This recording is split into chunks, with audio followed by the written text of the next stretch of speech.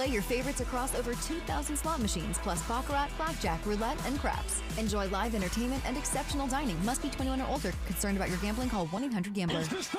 This is the KBLA Sports Minute with Ray Richardson.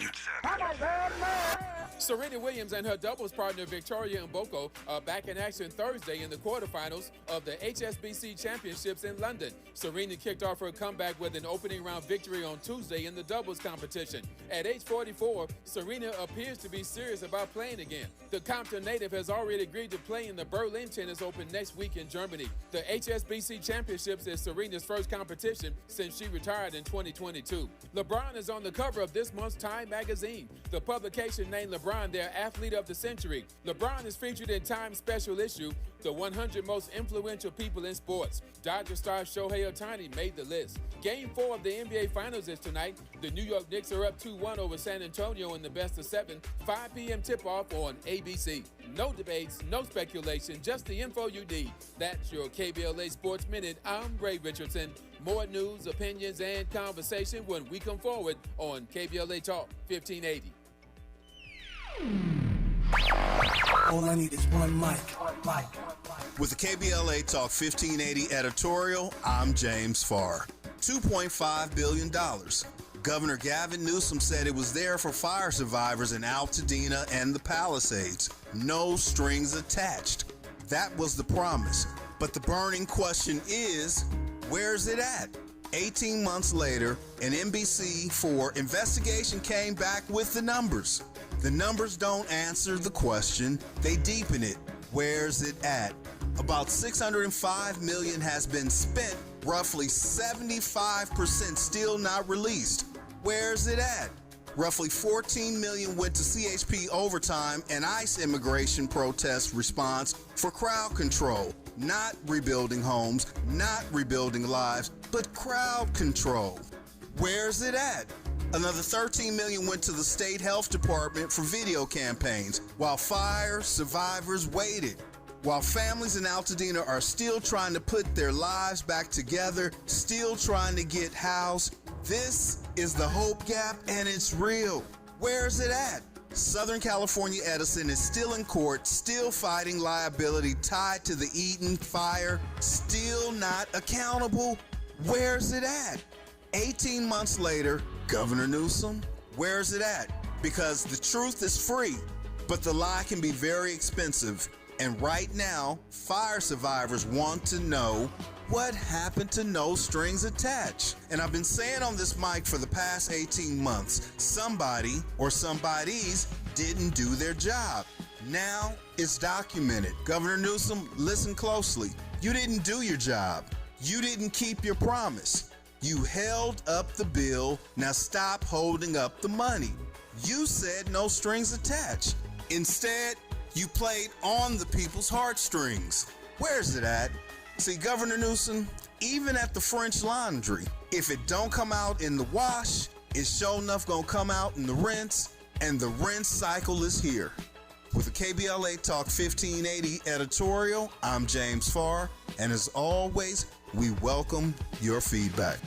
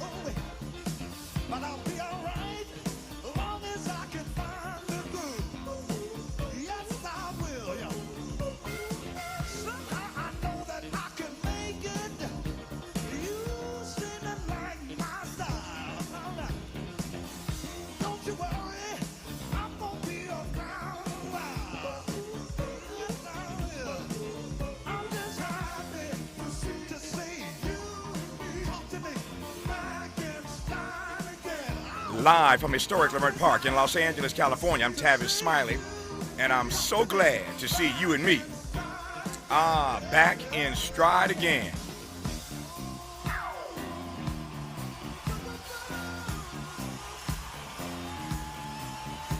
Before we get started with today's show, let me invite you to follow me on Facebook and Instagram at The Real Tavis Smiley and get updates on X, that's formerly Twitter, at Tavis Smiley. By the way, should you miss any part of today's program or want to catch up on previous shows, you can always visit thetavisSmileyShow.com. That's thetavisSmileyShow.com, or wherever you get your podcast, and listen to the Tavis Smiley podcast version of this live program at your leisure. Another great show on tap for you today. In our second hour, two conversations. Up first, award-winning actorist Wendell Pierce on his trifecta of present performances. This brother is in Othello, Tom Clancy's Jack Ryan Ghost War, and the police procedural Elsbeth all at the same time. Busy brother, but slowing down for a conversation with us on the top side of our two, say nothing of the fact he also owns the station in New Orleans that we are heard on every single day. So, hey, New Orleans, we love y'all down there. We'll talk to Wendell Pierce on the top side of our two. On the B side of our two, Samuel James, a black blues musician, if I can say it in Black Music Month, a black blues musician, journalist, and storyteller from Maine, explains to us how a military veteran with a Nazi tattoo and a history of making racist comments became their state's Democratic nominee for the U.S. Senate last night when Graham Plattner won the primary to face off against Susan Collins this fall. If you were listening yesterday when Bakari Sellers opened up the show yesterday in the first hour, he and I were on the same page. I'm not feeling Graham Plattner so much.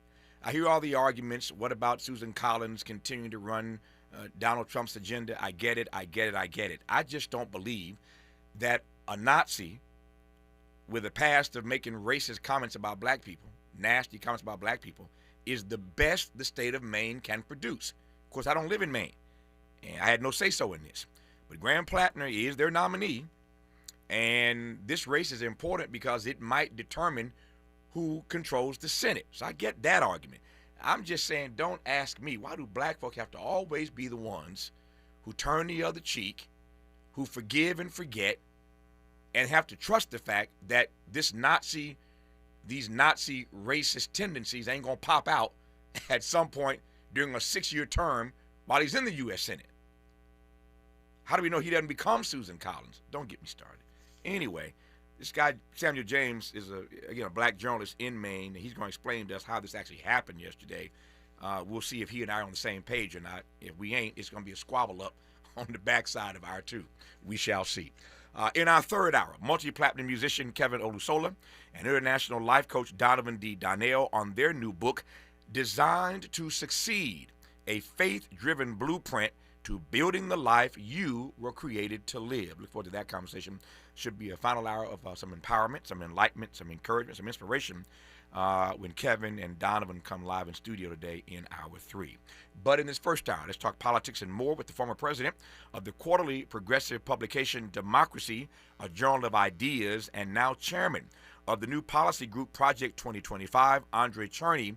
Look at the clock here now. It's not going to be fair to Andrei to give him 30 seconds to start here. So let me tell you where I want to go here when we get Andrei freed up for the rest of the hour. So, Andrei, thanks for holding, and we'll get to you in just a second here. We've been talking on this program ad nauseum, ad infinitum about Project 2029. We saw the article that Jamel Bowie wrote in the New York Times on Sunday. We talked about it on Monday.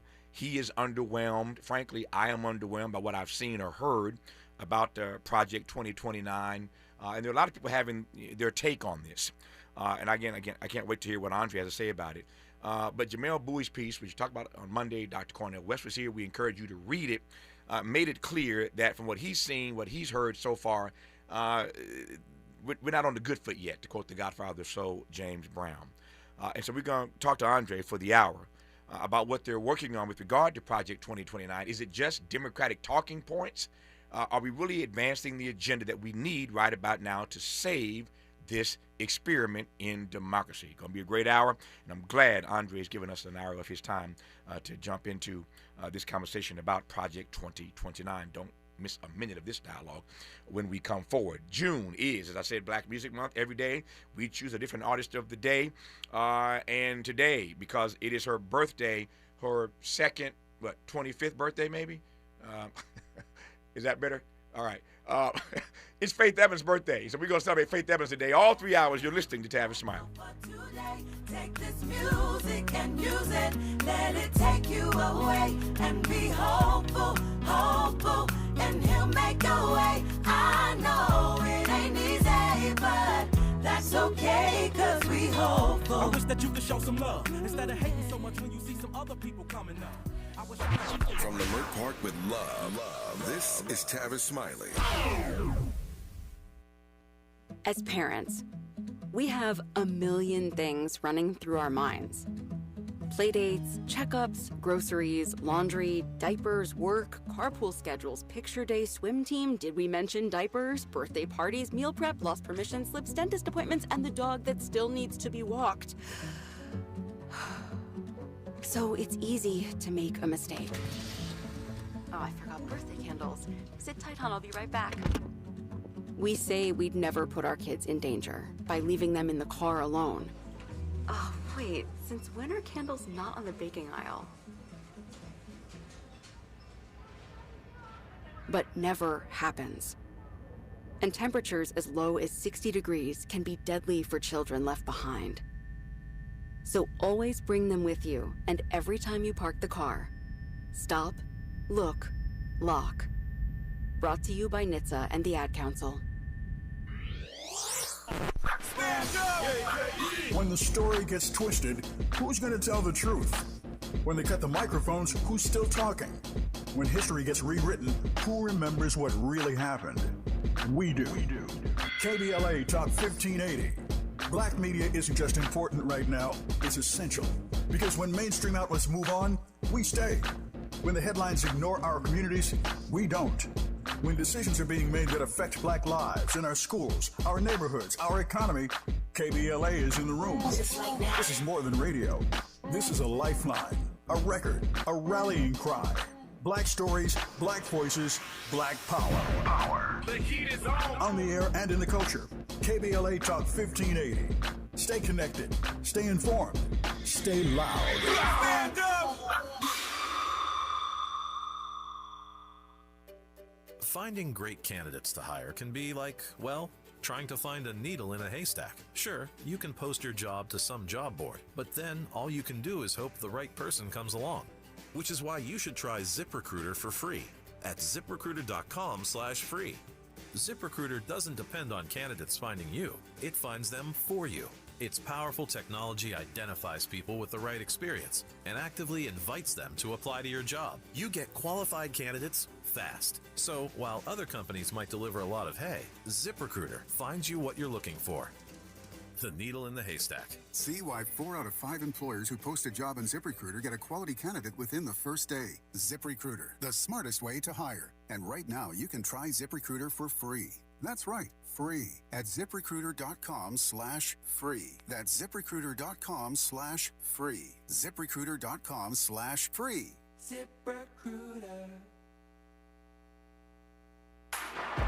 Less monologue, more dialogue. Tavis Smiley continues right now.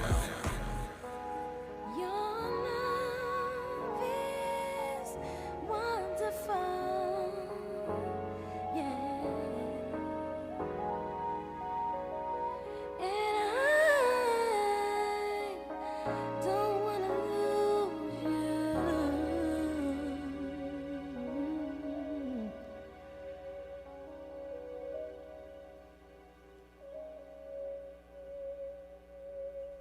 So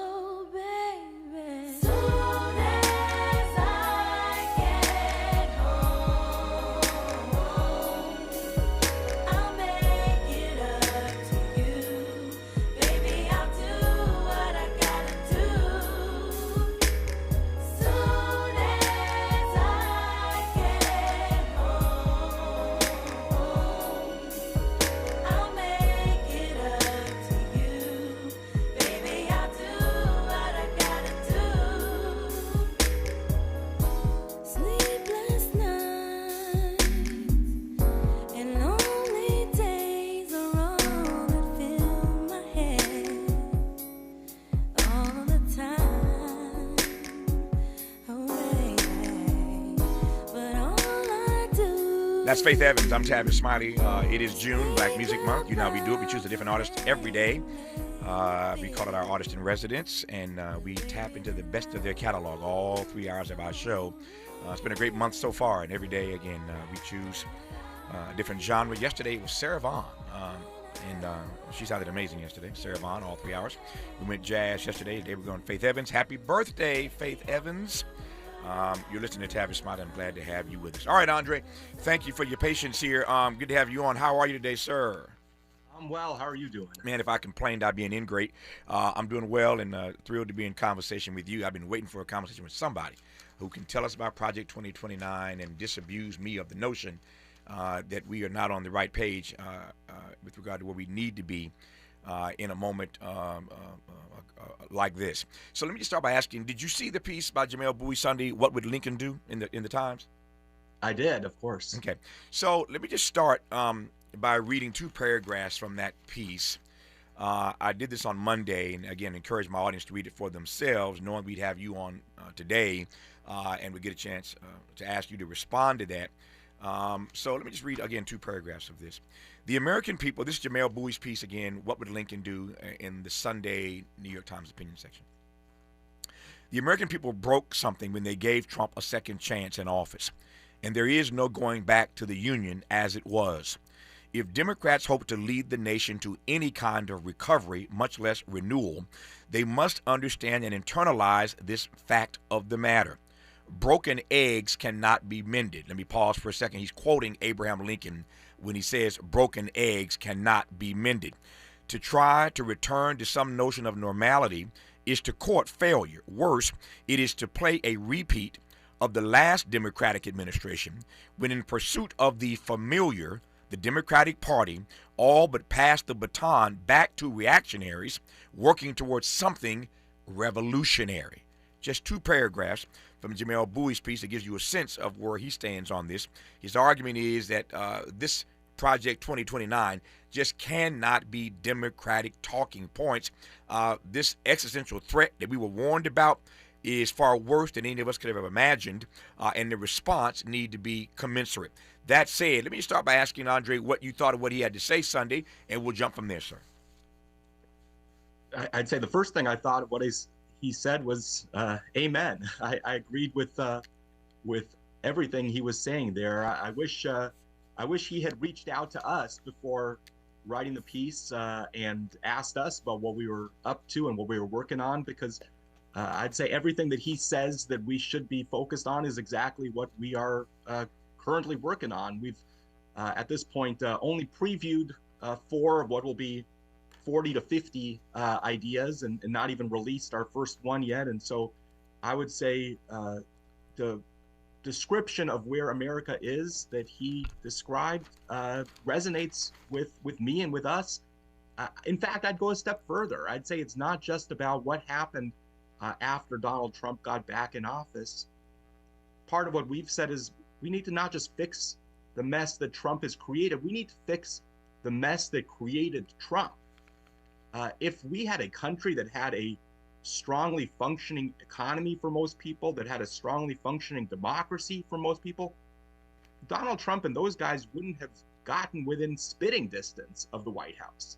And so we need dramatic, bold, new set of ideas that not only are a governing agenda going forward, but give people faith and hope that someone out there actually is going to do something to confront the challenges facing America. Mm-hmm. He says here in another part of this op-ed on Sunday, the same is true. I don't have time to read the 2 paragraphs leading up to it that really encapsulate what he's saying, but I think you'll get. I think the audience, I have a bright audience, they'll get it as well. The same is true for a Project 2029 that fails to speak to questions of constitutional authority. Democrats need a theory of constitutional power, a sense of what the Constitution is and how it both authorizes and legitimizes the kind of government they hope to build. Here again, he's making the point. It can't be Project 2029, just Democratic talking points. We've seen what Donald Trump and his ilk have done vis-a-vis the way they have interpreted, advanced, exploited, pick your word, with the help of the Supreme Court, by the way, the Constitution as it is written. And Jamel is arguing that Democrats need a theory of constitutional power. It's got to speak to issues and questions of constitutional authority, given what we've seen Donald Trump and them do. I'll get to the 3 or 4 things you previewed in a moment here, but will Project 2029 do that, Andre? Absolutely. You can't have, again, I agree, you can't have a project for America's future if you're not doing that. And so, yes, we're working hard on plans around constitutional reform, around reform of the Supreme Court. All of those things have to be part of what we're doing. If you'll allow me, though, I would say yes and. Okay. You have to do all of those things. You have to, as he says, talk about how to wield power, but it can't stop there either. Because it's not just about how you wield power, it's wielding power to do what? And we need new ideas, bolder ideas, when it comes to addressing the fact that most Americans have been falling further and further behind economically over the past quarter century. In Democratic administrations and Republican administrations alike, this has been happening as a trend. What we're doing around healthcare, what we're doing around housing. Yes, we need to figure out how we make sure that when we are in office, we're able to get things done.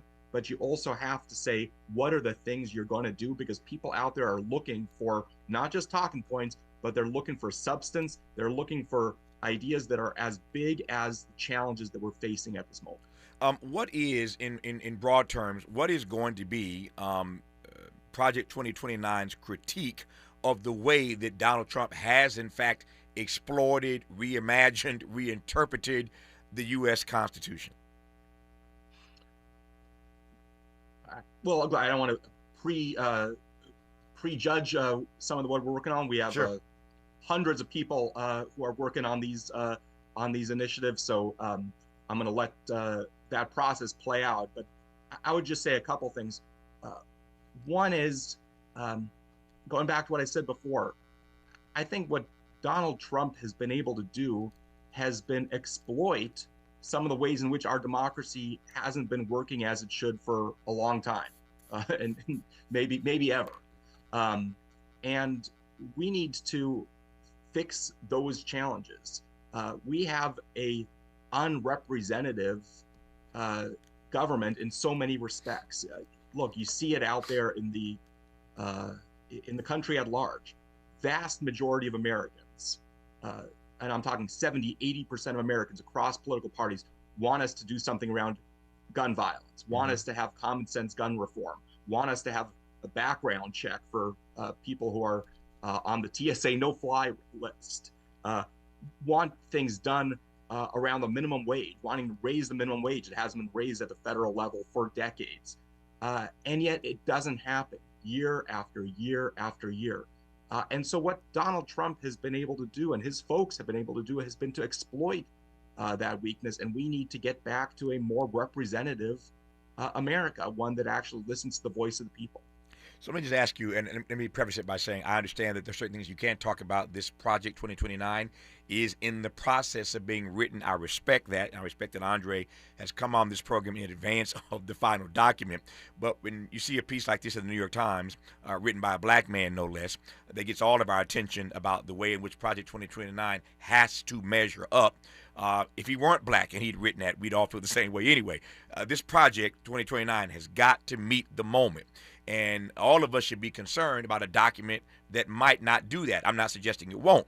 I'm just saying these questions are legitimate questions that need to be raised right now while the document is being fashioned, hence this conversation.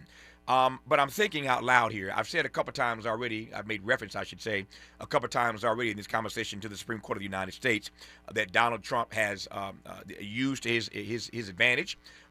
They've reimagined and redesigned the law. They're not just interpreting it, they are writing law, essentially. That ain't their job. But it occurs to me that no matter what Project 2029 is, if you ain't got a Supreme Court that can do for you what this court has done for Donald Trump, what are your chances of getting that stuff done? What are the chances of getting it actually through and into law, codified into law? So my question is simply this. Can you tell me whether or not your Project 2029 team has even talked about expanding the Supreme Court? It's one of many ideas that are on the table for how we make this court do right by the American people. Have you talked about expanding it so that you can appoint enough justices to actually deliver on whatever Project 2029 lays out? I think you'll understand. I won't get into our conversations because that takes us down a road. What I'll say is I agree with your critique. Okay. This court has become incredibly politicized. It started way back. Look, that was broken before Donald Trump. Republican Party broke that when they decided that Barack Obama, in his final year, wasn't a legitimate enough president to get to a point and have a vote on a Supreme Court nominee when Antonin Scalia died.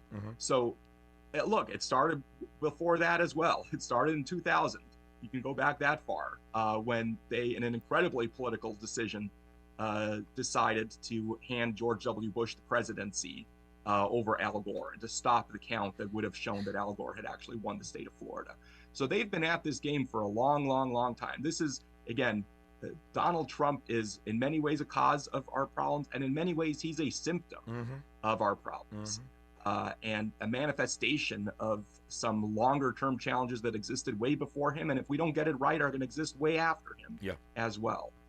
So what I'll say is we need reform of the courts. Okay, fair enough. We need reform of the way they do business. We need reform to put back a small d, not capital D, Democratic Party, but small d democratic view of what the court's job is, not to be writing law, not to be overturning the will of the people, but to be interpreting the Constitution. For the moment, that's good enough for me. Again, I'm sensitive to the fact that the document is still being written, and in some ways, this makes the timing of this conversation not so much propitious, but strange and bizarre and difficult.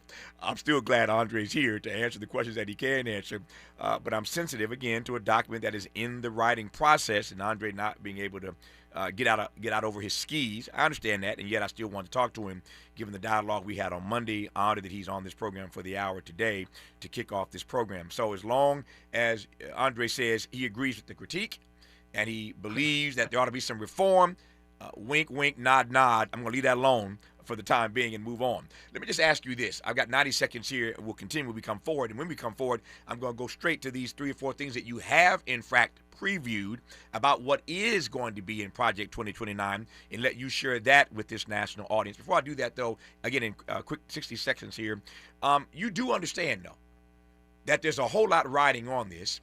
You do understand that if this turns out just to be Democratic talking points and it does not come to be a document that really does address how we do a U-turn from what Donald Trump and team have done, that you're gonna get spanked, Andrei. You do understand that. They're gonna spank you, man.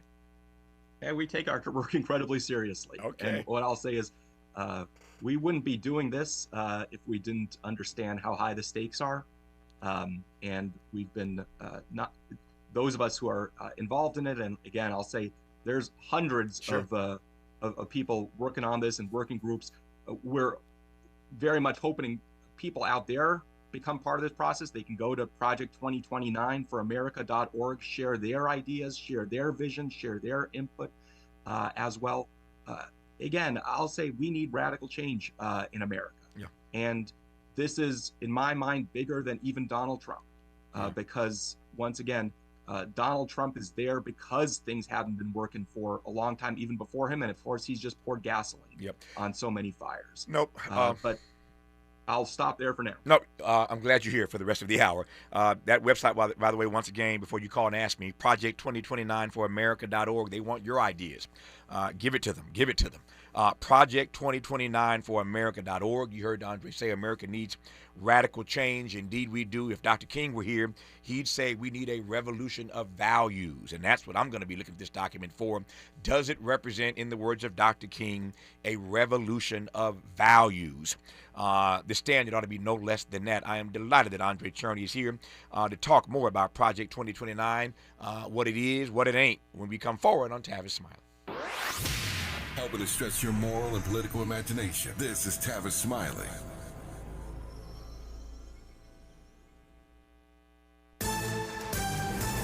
I'm Bree Wood with BIN News Now. Senator Mark Warner is criticizing President Trump's choice for acting director of national intelligence. Most all of my Republican colleagues have agreed and called him out. No, I'm sure there's anyone that said this guy is qualified. Appearing on Fox News Sunday, the Virginia Democrat called Bill Pulte grossly unqualified. A New York jury has convicted a man of manslaughter as a hate crime in the killing of black dancer O'Shea Sibley. Dmitry Popov was also found guilty on other charges, though acquitted of murder as a hate crime. Sentencing is set for June 30th, bringing some closure to Sibley's family and the LGBTQ+ community.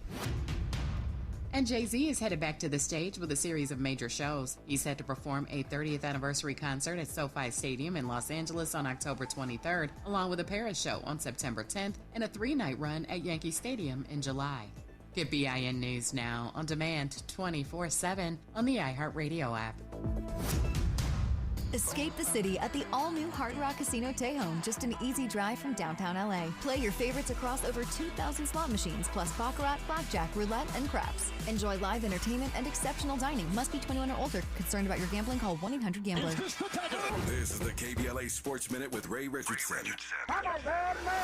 Serena Williams and her doubles partner Victoria Mboko are back in action Thursday in the quarterfinals of the HSBC Championships in London. Serena kicked off her comeback with an opening round victory on Tuesday in the doubles competition. At age 44, Serena appears to be serious about playing again. The Compton native has already agreed to play in the Berlin Tennis Open next week in Germany. The HSBC Championships is Serena's first competition since she retired in 2022. LeBron is on the cover of this month's Time magazine. The publication named LeBron their athlete of the century. LeBron is featured in Time's special issue, The 100 Most Influential People in Sports. Dodger star Shohei Ohtani made the list. Game 4 of the NBA Finals is tonight. The New York Knicks are up 2-1 over San Antonio in the best of 7. 5 p.m. tip-off on ABC.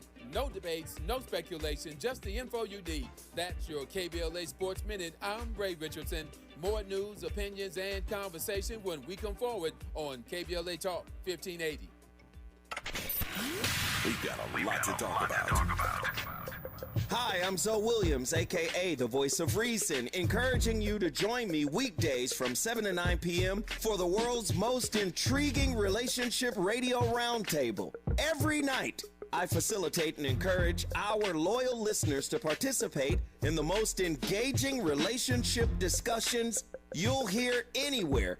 So make it a point to rendezvous with me, Zoe Williams, the Voice of Reason, Monday through Friday, 7 to 9 p.m. Pacific Standard Time. Trust me, your relationships will never be the same. The VOR is on fire tonight. Unapologetically progressive. KBLA Talk 1580.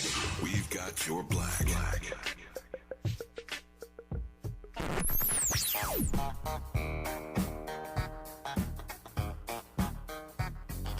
This is KBLA Talk 1580. Talk radio. That's music to your ears.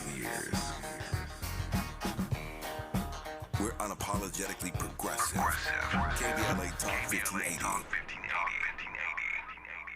Celebrate a legend in the Lakers dynasty on Shaquille O'Neal bobblehead night Saturday, June 20th, as the boys in blue take on the Orioles. The first 40,000 fans in the stadium will take home an exclusive Shaquille O'Neal bobblehead. For tickets, visit Dodgers.com/promotions. All I need is one mic. With a KBLA Talk 1580 editorial, I'm Tavis Smiley. It's high time that we say the quiet part out loud about what we consider a disgrace, an absolute disgrace to the people of South Los Angeles. Destination Crenshaw, or as I call it, Procrastination Crenshaw, was supposed to be a 1.3-mile celebration of Black Los Angeles. Pocket parks, commissioned art, a cultural corridor along Crenshaw Boulevard, stretching from our studios in Leimert Park down to Nipsey Hussle Square. It was set to complete in 2022. That's right, 2022. We are now in 2026, and the Crenshaw community is still waiting. A grand opening was announced for February 2024. That date passed with not a single artwork installed. Then we were promised that construction would be completed by the end of 2024. That date came and went. Our understanding is that as of last fall, the 8th Council District Office was still scrambling to raise additional monies just to restart the project, which has been paused again and again. But here's what makes my blood boil. City officials had the nerve to tell this community the delays are, quote, a necessary inconvenience, close quote. A necessary inconvenience? First of all, who are you talking to? Second, go tell that to the black business owners who have been coping with construction chaos, breathing dust, enduring years of road closures and the scarcity of available parking, confronting unsanitary conditions, losing customers and revenue, all while the project they were promised still sits unfinished. They wouldn't let a project sit this long in any other part of this city. And for what it's worth, our elected official just happens to be the president of the LA City Council. Meanwhile, the city is laser focused on sprucing things up for the World Cup and the Olympics. Please, if this corridor were in Brentwood or Beverly Hills, it would have been completed on time, on budget, and on the cover of every magazine in town. The Crenshaw community deserves better. They deserve the truth, and they deserve what was promised to them. Now, right now. Not when it's convenient, not when the cameras are rolling for the Olympics. Now, this isn't incompetence, this is a pattern. And at some point, neglect becomes a decision. With a KBLA Talk 1580 editorial, I'm Tavis Smiley. As always, we welcome your feedback.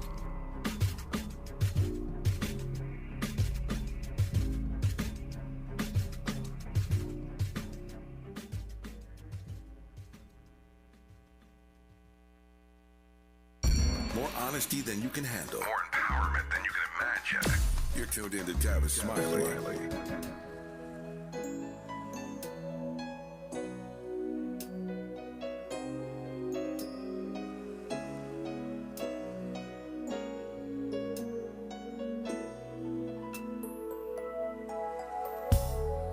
If I had one wish, boy, I'd wish you next to me. And it could be in summer, fall, or spring, boy, 'cause you make my heart sing. I wanna give my heart, my soul, my love to you, oh baby, yeah. 'Cause every day I'm not with you, I'm missing you like crazy. I need for you to love me. Hold me, touch me down deep in my soul. Never let it go of the love we share. No one compares to you. I'll never let you go, 'cause I really love you so.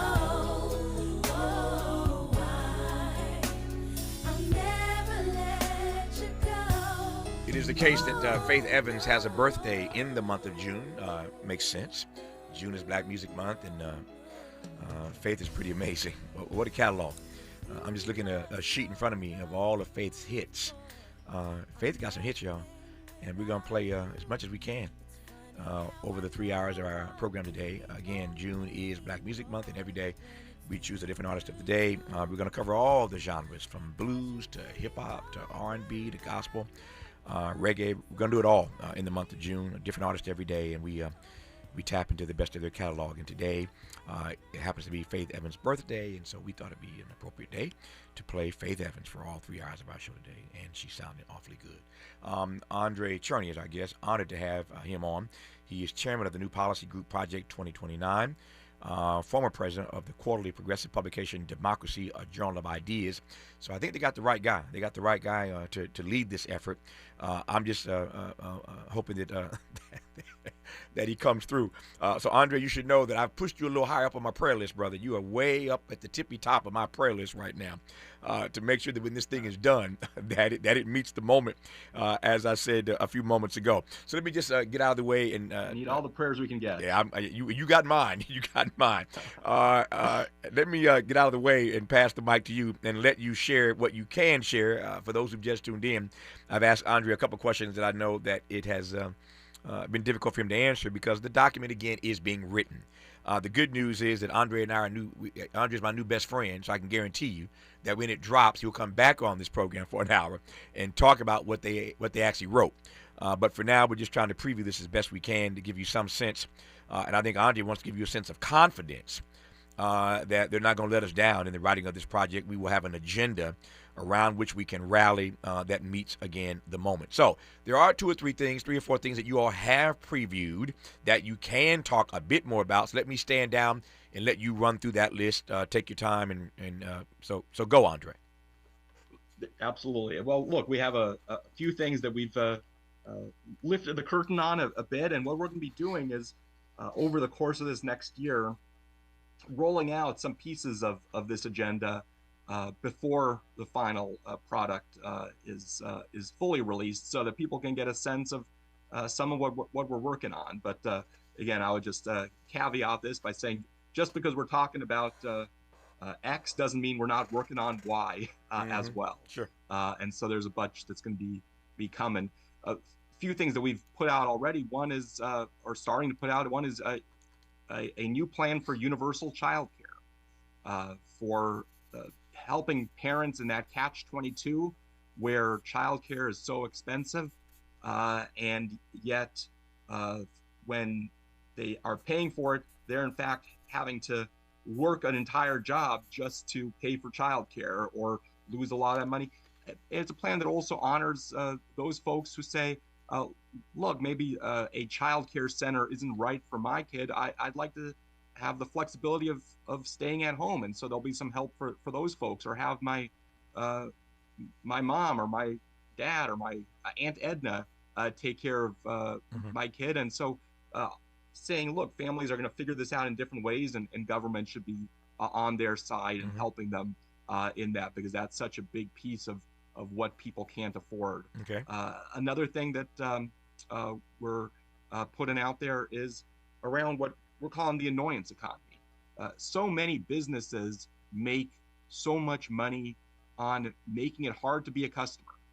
We've all experienced it takes one click to sign up for something where they start billing you on a monthly basis, and then it takes hours on hold to try to get out of that. We're seeing it in healthcare, where people give you the runaround for getting authorization for services. You see it in housing. You see it in so many different areas where corporations have a business model that is really about saying, we're going to trap you as a customer, and then we're going to milk you and squeeze you more and more. The truth of the matter is, most Americans spend more in lost time and money for these kinds of fees, spam calls, all of those types of things, than they do in paying federal income tax.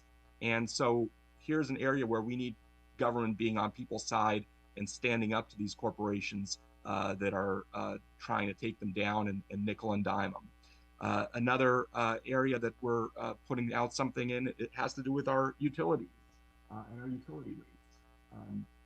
The fact of the matter is, and you see this in Southern California, you see it all over the country, that there is a monopoly of the utilities, where they have complete access to the grid to deliver electricity into your home.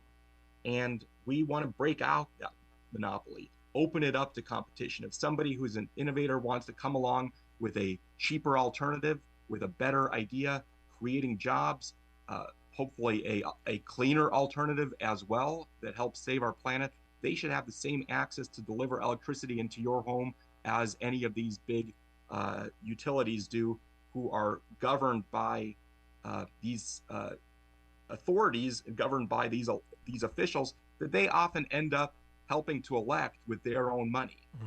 So that's another thing that we've put forward. So, a few different things. And the last one I'll just mention is around kids and cliques.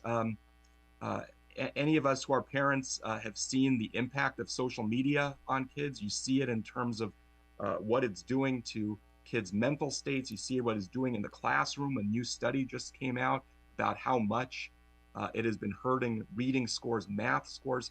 And so we have a whole bunch of tools, including a nationwide ban on using devices during the school hours, a 16-year-old age limit, stopping these tech companies from using the data they're getting around kids to try to sell them products and selling that data to other folks. And so that's a way that we're standing up to some of these big tech corporations and delivering for parents out there who are trying to do the best job they can of raising their kids. So there are 3 or 4 to be exact, ideas that you hear now from Andrei Cherny, who is the chair of the new policy group, Project 2029, that they're leaning into as they are writing this particular document. As I mentioned earlier, I will mention again now, Project2029foramerica.org is where you can go to offer your own suggestions for what ought to be in this document. Project 2029 for America, that's FOR. Project2029foramerica.org is the website. But we know that they're wrestling with the issue of child care. We know they're wrestling with these utilities that exploit all of us. There's that word exploit once again. Business annoyance. I love that one. And kids and cliques. So at least he's given us 4 ideas that we expect to be covered in this Project 2029. When we come forward, Andre, there are now more questions about how this project is coming together. I want to ask him expressly what lessons he takes away from what I would call the audacity of Project 2025. Barack Obama loves quoting Dr. King on the audacity of hope. This was some real audacity that they put in Project 2025. Is ours going to be as bold, ultimately as audacious as theirs was? And what type of folk are in these working groups? Are we included here?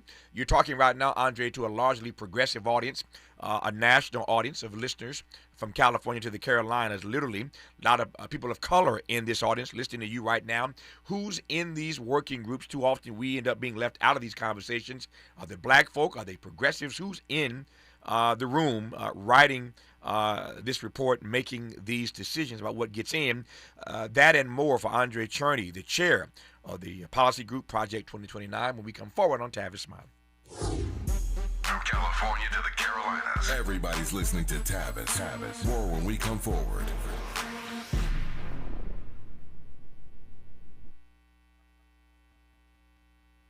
Let's celebrate. Y'all did it. Loving each other, needing each other. Hey, Los Angeles. KBLA Talk 1580 is turning 5, and we're celebrating in a big way. Oh my God! Join us Friday, June 19th, Juneteenth, 4 to 7 p.m. at the Beehive for our 5th anniversary bash and Juneteenth celebration. We're talking surprise celebrity guests, a special presentation, and a major announcement you will not want to miss. I can't wait to hear it. Plus, live music, dancing, games, and enough food and drink to keep the party going. Yeah, that's what I'm talking about. Of course, you're welcome to bring your own picnic basket, blanket, and lawn chair. And the best part, it's completely free. But here's the thing. You've got to sign up in advance. Space is limited, so don't wait. Head to KBLA1580.com right now and lock in your spot. Friday, June 19th, The Beehive, KBLA Talk 1580. 5 years strong, and we're just getting started. Happy anniversary, KBLA! And we're live here outside the Perez family home, just waiting for the... And there they go! Almost on time this morning. Mom is coming out the front door strong with a double-arm kid carry. Looks like Dad has the bags. Daughter is bringing up the rear. Oh, but the diaper bag wasn't closed. Diapers and toys are everywhere. Ooh, but Mom has just nailed the perfect car seat buckle for the toddler. And now the eldest daughter, who looks to be about 9 or 10, has secured herself in the booster seat. Dad zips the bag closed, and they're off. But looks like Mom doesn't realize her coffee cup is still on the roof of the car, and there it goes. Oh, that's a shame. That mug was a fan favorite. Don't sweat the small stuff. Just nail the big stuff. Like making sure your kids are buckled correctly in the right seat for their age and size. Learn more at nhtsa.gov/the right seat. Visit nhtsa.gov/the right seat. Brought to you by NHTSA and the Ad Council. KBLA Talk 1580. We've got a lot to talk about.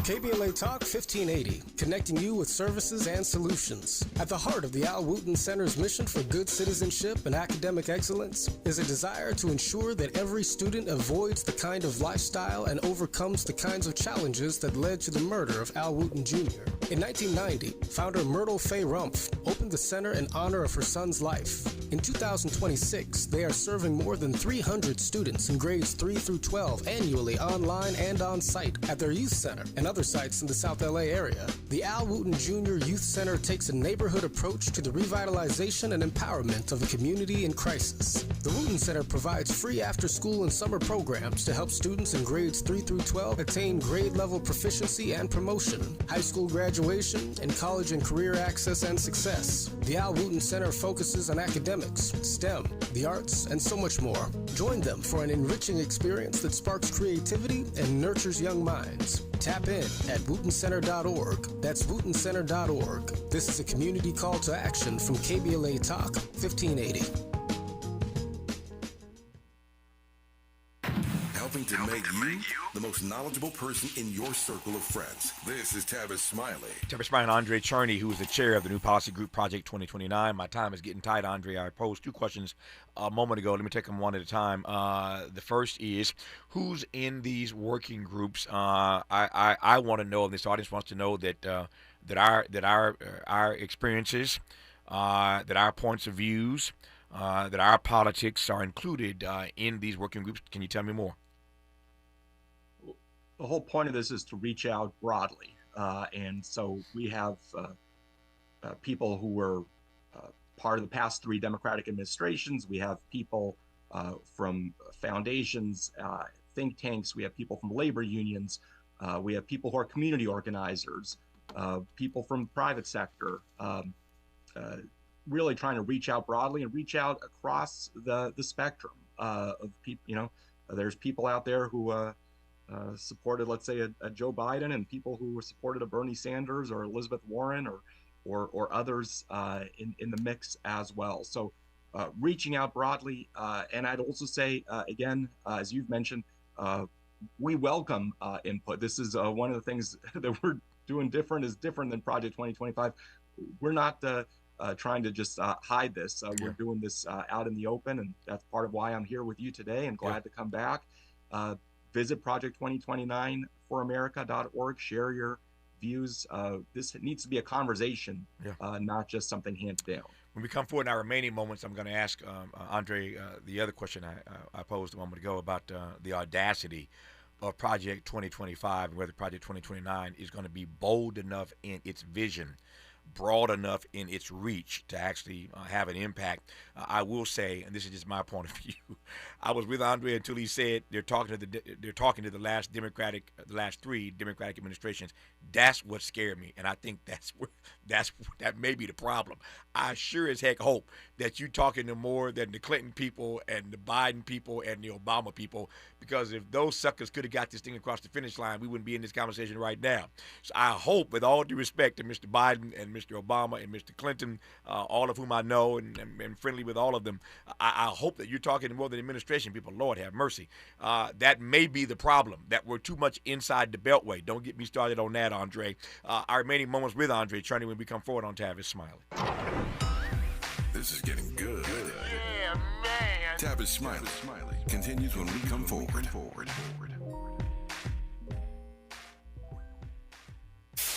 KBLA Talk 1580. We've got a lot to talk about. Tired of being locked out of job opportunities and shut down by systemic racism? KBLA Talk 1580 stands with you in fighting for the rights of black workers, and we don't back down. The Los Angeles Black Workers Center is a dynamic alliance of workers, organized labor, community-based organizations, clergy, students, and scholars working collectively to improve the position of the black working class. The LA Black Workers Center takes a comprehensive approach to addressing the black jobs crisis. Their programs promote access to quality jobs, racial equity in hiring and retention, discrimination-free job sites, and they prepare black workers for employment in high-wage career track jobs. The LA Black Workers Center supports workers who need help protecting their rights on the job. They give workers access to quality jobs and remove systemic barriers to employment. And they are advocating for a fair deal for black workers in the new Los Angeles City Charter. To sign up for free career readiness training, get involved in organizing, or learn about union apprenticeship programs and trade registries, please visit lablackworkercenter.org. That's lablackworkercenter.org. Together, we can beat the black jobs crisis and build a more equitable Los Angeles. This is a community call to action from KBLA Talk 1580. Out here, in the middle of all these acres, it can feel like you're the only person on Earth. And sometimes, that's how it feels when you're going through tough times. Stress builds up, you have trouble sleeping, maybe your mind is racing and you just don't feel like yourself. So what do? We get help. Lots of people are struggling with their mental health. It's more common than you think. The good news is, there are people in our community who are here for us when times are tough. Sometimes, just talking to someone can make all the difference in the world, so we don't feel so alone. One thing you can do is visit loveyourmindtoday.org for simple steps you can take to find the right solution for you. Whether it's hearing stories about what other people are going through, or finding the resources we need to navigate the stresses in our lives. Visit loveyourmindtoday.org. That's loveyourmindtoday.org. Brought to you by the Huntsman Mental Health Institute and the Ad Council. Made fresh daily in the Mert Park, Los Angeles, California. You're listening to Tavis Smiley.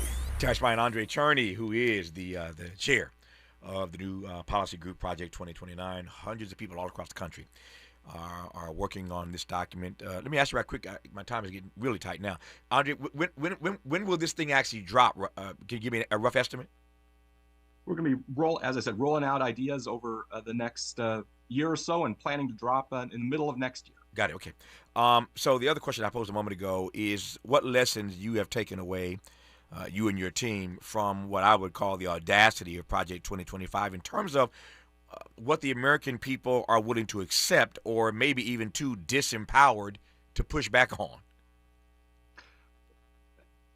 We have to be audacious. That's part of why we chose the name. And a lot of people have criticized us for picking this name. We did it on purpose. We said, look, they put out a big set of ideas, in my mind, a horrendous set of ideas that have done enormous damage to so many people and to our country. We need our own set of big ideas. We have to be willing to be not just as bold as they are, but bolder, because we have a bigger vision. Those don't have to be unpopular ideas. Those don't have to be destructive ideas. And in fact, they shouldn't be. They should be things that people can rally together around and make this country what it should be. But we have to be bold and we have to be audacious, and that's exactly what we've set out to do. Well, that's why I made that joke, or attempt at a joke a moment ago. You know, what everyone thinks of Joe Biden and Barack Obama, they weren't that bold. They weren't that bold in their vision. I mean, I ain't mad about Obamacare, but as compared to Donald Trump, and I don't mean doing stuff that's illegal, unethical, or immoral, and I'm not trying to get you necessarily to opine on this. I'm just saying there are a lot of us who don't think that their vision was nearly as bold. I mean, it's hard to argue that their vision was as bold as Project 2025 was, and this is a moment where we're going to need something that responds. Again, I keep saying we got to meet the moment here. We got to maximize the moment here, take advantage of this opportunity. A lot of work needs to be done. Some of the damage done by Donald Trump may, in fact, be irreparable. If not irreparable, it's going to take years to rebound in some of these areas. And so now is the time for a bold vision. I don't mean to proselytize, but the Bible that I read says, where there is no vision, the people perish. And so we need a bold vision right about now. So you and I are in simpatico in that regard. Whatever you deliver a year from now needs to be a bold vision, needs to be more than Democratic talking points, needs to be more than the administrations who have been in the White House, the last 3 administrations. Needs to be more than that. It needs to be encompassing, all-encompassing, inclusive. I'll leave it there for now. The good news is you heard Andrei say earlier, as they move through this process, we'll come back on this program. So we'll tap in with Andrei again when he can, and certainly a year from now, if I'm still in this chair, which I expect to be, we will talk to him about the entire report. But I'm honored and delighted and thrilled that Andrei took some time today, an hour of his time, to give us a preview of what's happening vis-a-vis Project 2029. And we will check back in again with Andrei, as I said, as necessary. Andrei, thank you for this preview. I deeply appreciate it. We'll talk soon, my friend. Thanks for having me, and thanks for what you do. Thank you, sir. Just getting started here. 1 hour down, 2 more to go. You're listening to Tavis Smiley. KBLA 1580 Santa Monica. I'm Bree Wood with BIN News Now. Senator Mark Warner is criticizing President Trump's choice for acting director of national intelligence. Most all of my Republican colleagues have agreed, called him out. No, I'm not sure there's anyone that said this guy is qualified. Appearing on Fox News Sunday, the Virginia Democrat called Bill Pulte grossly unqualified. A New York jury has convicted a man of manslaughter as a hate crime in the killing of black dancer O'Shea Sibley. Dmitry Popov was also found guilty on other charges, though acquitted of murder as a hate crime. Sentencing is set for June 30th, bringing some closure to Sibley's family and the LGBTQ+ community. And Jay-Z is headed back to the stage with a series of major shows. He's set to perform a 30th anniversary concert at SoFi Stadium in Los Angeles on October 23rd, along with a Paris show on September 10th and a 3-night run at Yankee Stadium in July. Get BIN News Now on demand 24/7 on the iHeartRadio app.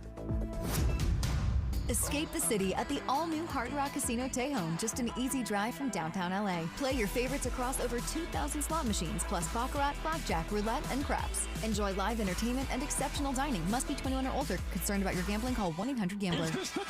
This is the KBLA Sports Minute with Ray Richardson. Serena Williams and her doubles partner Victoria Mboko are back in action Thursday in the quarterfinals of the HSBC Championships in London. Serena kicked off her comeback with an opening round victory on Tuesday in the doubles competition.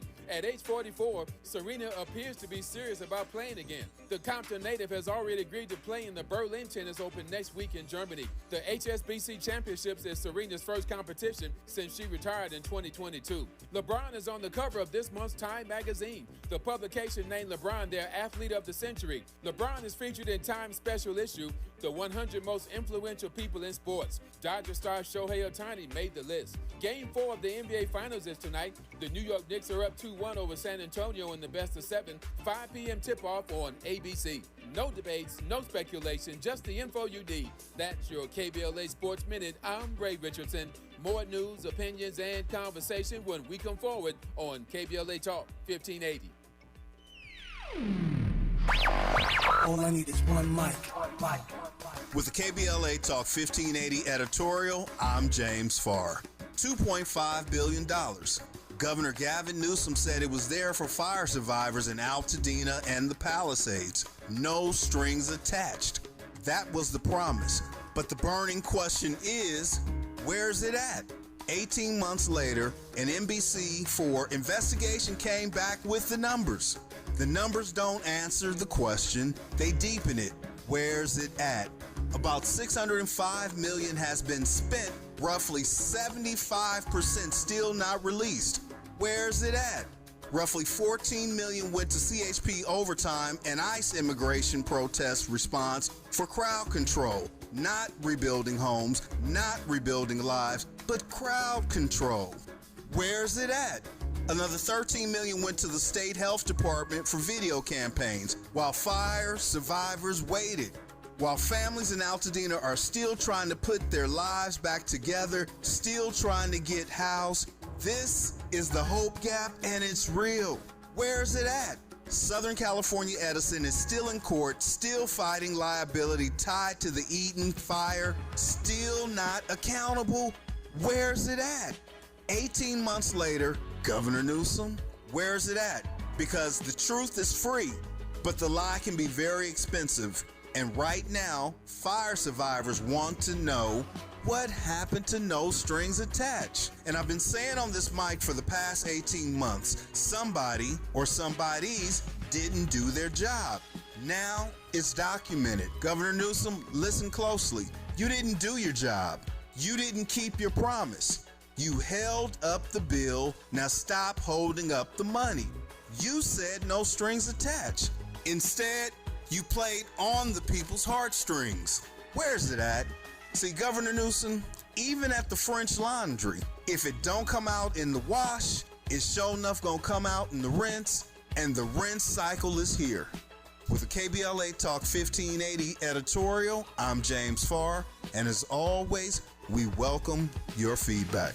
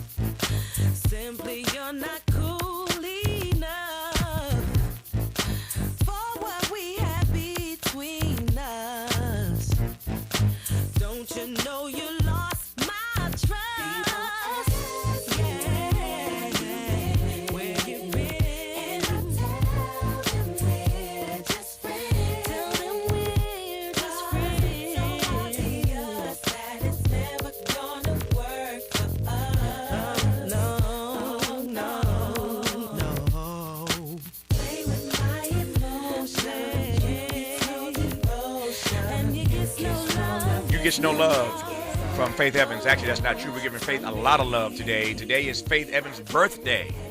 And every day, as you know, during the month of June, Black Music Month, we choose a different artist of the day. And we play the best of their catalog all 3 hours of this program, weaving in and out of great conversations with great guests like Wendell Pierce, who I'll bring on here in just a second. But we choose a different artist of the day. Yesterday was Sarah Vaughan. Today is Faith Evans. Who knows who tomorrow? Maybe Chris Breezy tomorrow. I don't know. Kanye, somebody. Different genre every day, different artists, but we're going to cover everything in the month of June as we do every year. And I love the month of June because it gives us a good excuse for a lot of great music, bouncing in and out of these dialogues with these guests. So today is Faith Evans. Happy birthday, Faith Evans. We're playing the best of Faith all 3 hours today. 2 conversations in this hour.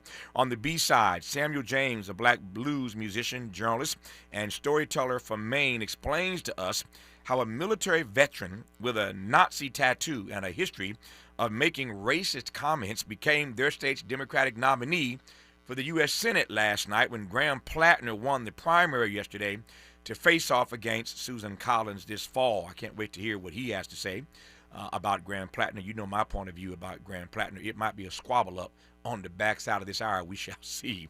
But I am delighted to welcome back to this program once again award-winning actorist Wendell Pierce to talk about his trifecta. And actually, I lied about it. It ain't a trifecta. Let me start with the trifecta, though, of present performances. Othello, Tom Clancy's Jack Ryan Ghost War, and the police procedural Elsbeth. And that's not to mention Raising Canaan. 5th and final season starts this Friday. That doesn't mention They Fight.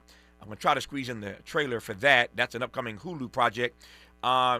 This Negro's busy.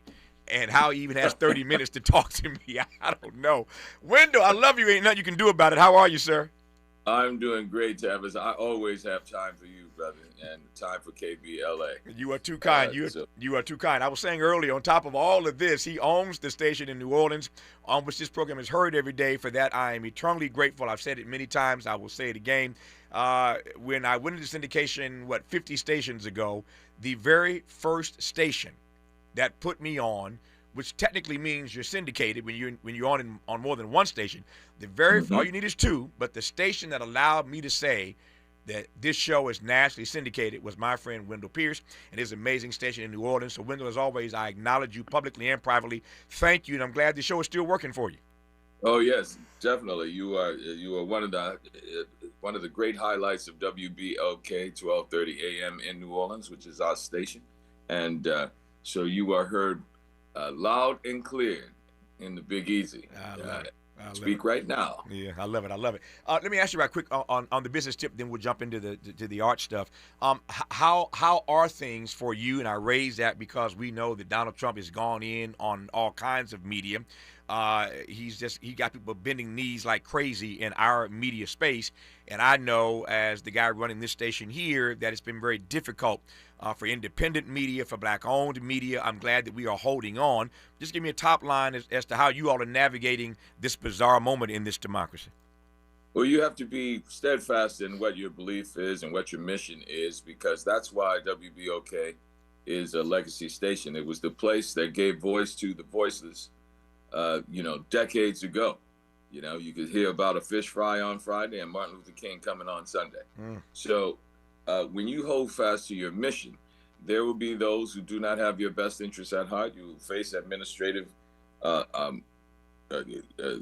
hurdles and obstacles like this administration places on media, and then also as an independent black media-owned entity, understanding and reminding people that this is their platform. This is an opportunity for them to have a voice, and if you lose that voice, you lose the ability to have an impact in a positive way on your community. And also, just to remind those business owners that this is a great platform to make sure that people know about your business and that we can exercise our right of self-determination and create an economic engine for you.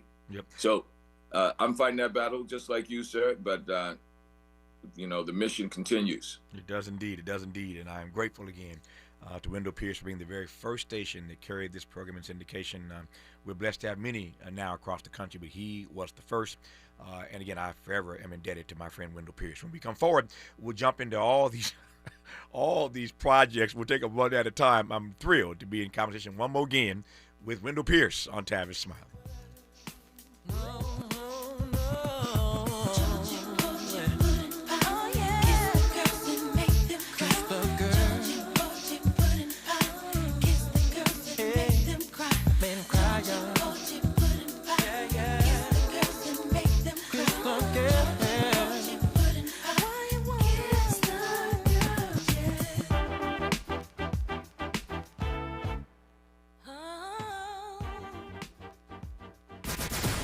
Generous listening. Charitable listening. It's why everybody wants to talk to Tavis. The conversation continues when we come forward. As parents, we have a million things running through our minds. Playdates, checkups, groceries, laundry, diapers, work, carpool schedules, picture day, swim team, did we mention diapers, birthday parties, meal prep, lost permission slips, dentist appointments, and the dog that still needs to be walked. So it's easy to make a mistake. Oh, I forgot birthday candles. Sit tight, hon, I'll be right back. We say we'd never put our kids in danger by leaving them in the car alone. Oh, wait, since when are candles not on the baking aisle? But never happens. And temperatures as low as 60 degrees can be deadly for children left behind. So always bring them with you, and every time you park the car, stop, look, lock. Brought to you by NHTSA and the Ad Council. In a world full of noise, one station keeps it real. KBLA Talk 1580, where the conversation goes deeper, the voices sound like yours, and the issues that matter most to our community take center stage. Progressive, powerful, unapologetically us. Whether you're driving through the city or tuning in from your home or office, join the public square. KBLA Talk 1580, your home for talk that enlightens, encourages, and empowers. Listen live on our free KBLA 1580 app, on our website at KBLA1580.com or on your radio dial at 1580 AM. Unapologetically progressive. I move mountains for a living. Literally. That means I don't carry hand lotion, and when it comes to serious heartburn, I don't mess around with anything but Rolaids Max Strength. Its dual-active formula has 1,500 milligrams of calcium carbonate and magnesium hydroxide that relieves heartburn fast. And the best part? The roll fits right here in my pocket, so I can get back to moving mountains. Rolaids spells powerful relief. 1,500 milligrams is our highest amount of antacid per tablet. Read each label. Use as directed. Keep out of reach of children. Lots of places can expose you to identity theft. Oh no. That's why LifeLock monitors hundreds of millions of data points a second for threats to your identity, which is way more than anyone can do on their own. If we find anything suspicious, like new loans or changes to your financial accounts, we alert you right away, all through text, phone, email, or the LifeLock app. Get the alerts that could make all the difference. Save up to 30% with promo code NEWS at lifelock.com. Terms apply. Let's get back to more of this rich dialogue with Tavis Smiley.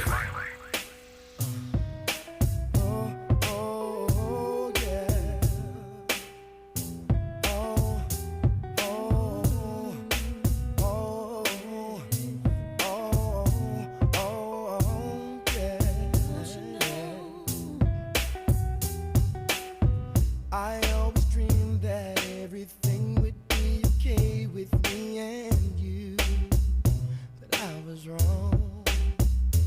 And when I looked into your eyes, I didn't see all the things I used to see. What's going on?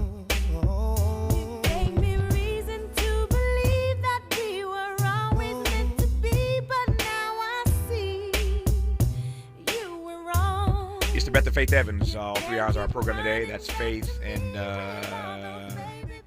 Carl Thomas. Yeah. Today's Faith's birthday, so we're playing Faith Evans as our artist of the day here in Black Music Month. We're continuing our dialogue right now. There was Wendell Pierce, award-winning actor, busy. I want to just run through these projects, Wendell. I don't. First of all, why are you doing this to yourself, Wendell? Like, why so many projects at once, man?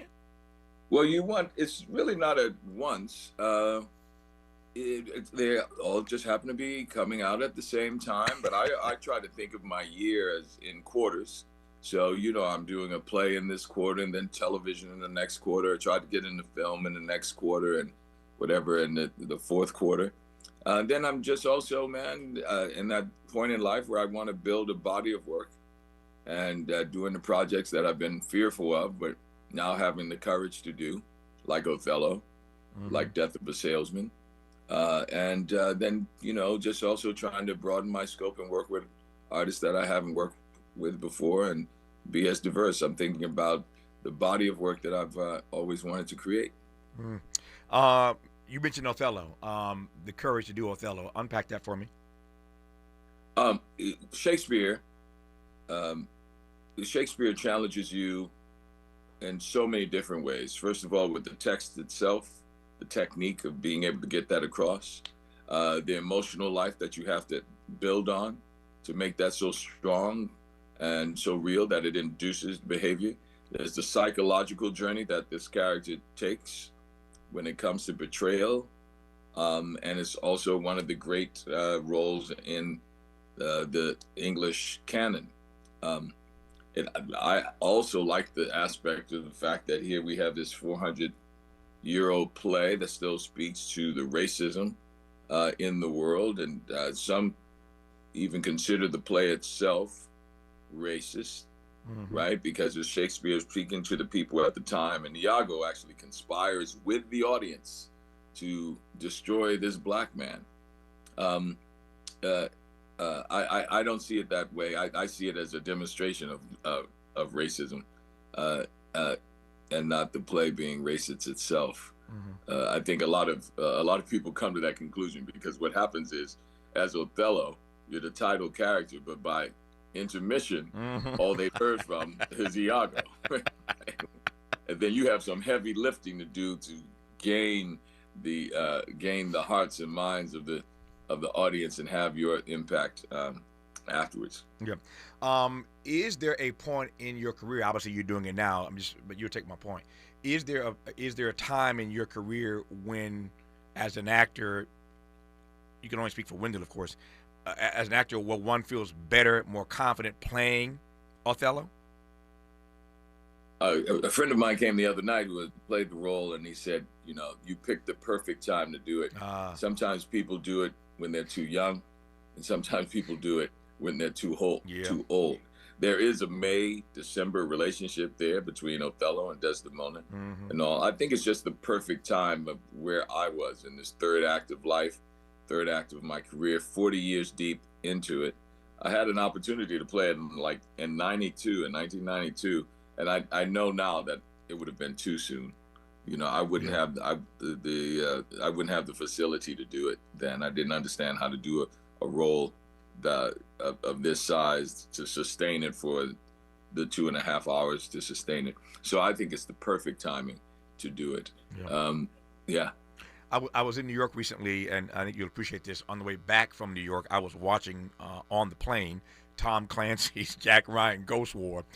So it is everywhere, including on American Airlines. Talk to me about Tom Clancy's Jack Ryan Ghost War. So here I am playing the CIA deputy director, and I'm speeding through the streets of London going 80 miles an hour. It was a thrill ride of an action movie to do. For me, the hardest thing was to not smile all the time because I felt like I was on a roller coaster, So when you're shooting action movies, it's like you're like a little kid, in the candy store. But what I like about being a part of the Jack Ryan franchise is I've been able to travel the world. We shot this in London, Dubai, New York, which was great. I've lived in Colombia. I've lived in Budapest for 2 years, Montreal, Paris. I've shot all over the world. And I like that. Also, I actually challenged the CIA officers that I met who were African American and said, "Hey, how do you reconcile working with this agency?" And they were able to give me their insight. They said, one in particular, Mel said, "Wendell, we fight racism, right? We fight injustice, right? That's what my core principle is as a man. And I chose, if I'm going to fight that within this country and within this agency, I felt the best place to do it is within the agency." And he said, it's the same way that you reconcile being an American. You don't accept everything that this country has done, and you fight against it, doing it in the future. And he said, I choose to be a part of this agency to combat that and fight it from the inside instead of from the outside. And so that actually is a conflict and a wonderful dilemma and complexity to being able to play the role and be an officer of the Central Intelligence Agency and, be a man of color. So I like that aspect. I actually wish the producers would go into that and lean into it a little bit more. I was just about to ask, when you hear that from real persons, I say real persons, I mean persons who are actually inside the CIA. When you hear that, I was about to ask whether or not you take that and try to weave some of that into your role. But I hear you saying now you hope the producers might lean into something like that. Yeah, well, I do lean into it, into the role. If take in particular Betty Gabriel, who plays the director, African-American woman. And when we are first introduced, we have a conflict. And I challenge her in that same way that I challenged the agents or the officers that I met. And we had a wonderful relationship that grew out of that because she had seen me as a mentor and has now gone on to be a director. That's the reason she brings me along as a deputy director. And, she has a great line that even says, I admire you, I respect you, but don't underestimate the courage I have to fire your ass. And it empowered her and gave her agency as a woman and a woman of color. which I appreciated. And then media is media, man. Yeah. Just to see us as leading the CIA. Oh, yeah. Says everything about it, right? Yep. I'm sure we triggered a lot of people when they all of a sudden look at these two a black woman leading the CIA. The other thing is they took some of that information and of course they gave it to the lead of the series. They gave it to John Krasinski. Yeah. Right. So he actually in the first season got to say the very thing that that I discovered from African American officers. You know, hey, the only way I can really have an impact is to work on the inside of the CIA if I want to change what this agency is all about. And I was like, oh man, that should have been my line. Such is the nature of the game. Such is the nature of the game. All right, so that's Othello, Tom Clancy's Jack Ryan Ghost War. I loved it. Watch it on the plane the other day. You should check it out. Elsbeth, talk to me, Wendell. Now, Elsbeth is the diversity of genre. Even it's a quirky comedy. It is the great Kerry Preston playing Elsbeth Tassioni, who is the female version of Columbo, really. You know, this quirky, funny lawyer who happens to see things that other people miss. And she's the best officer that I have. She's a thorn in my side. And our relationship is sort of like Luke Grant and Mary Tyler Moore, you know, on the Mary Tyler Moore show. Oh, yeah. She is a thorn in my side, but she's the best investigator I have, unfortunately. And she's there to watch us because she's from the consent decree to watch the NYPD to make sure they're doing things right. And ultimately, she's the one that becomes the best detective in my squad. So it is and it starts every week with a murder. It's not a whodunit, it's a howdunit. Because the audience sees what happens right from the beginning and who it is. And then they're going to see, how is Elsbeth going to figure this out?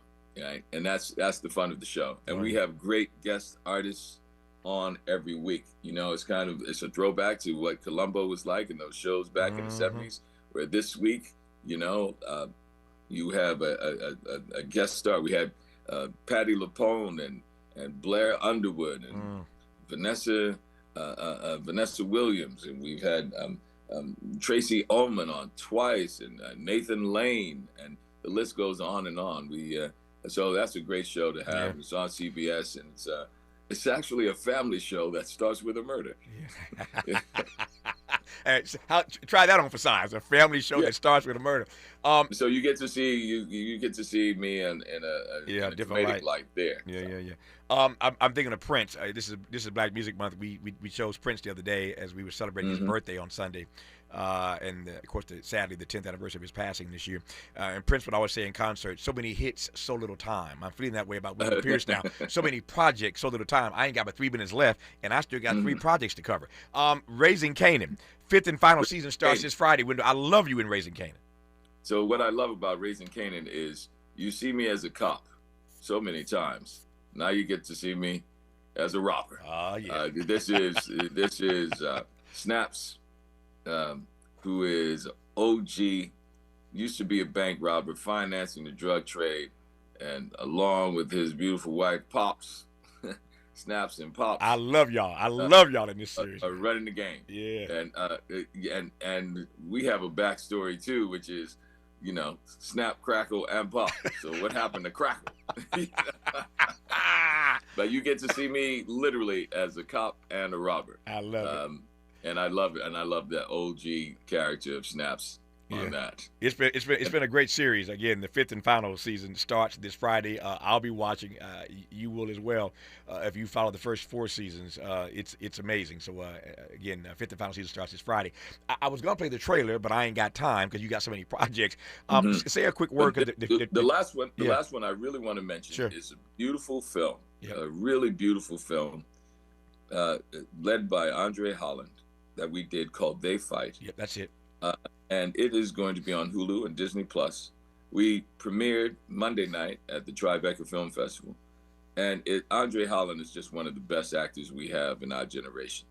And I've been waiting to work with him again. We worked on Selma together. He played Andrew Young, and I played Hosea Williams. That's right. And so now we got a chance to work together again. It's about a gym in Southeast DC that he's coming and trying to reclaim his life after getting out of prison and having some issues with his life and trying to reclaim. And so what is it that you fight for?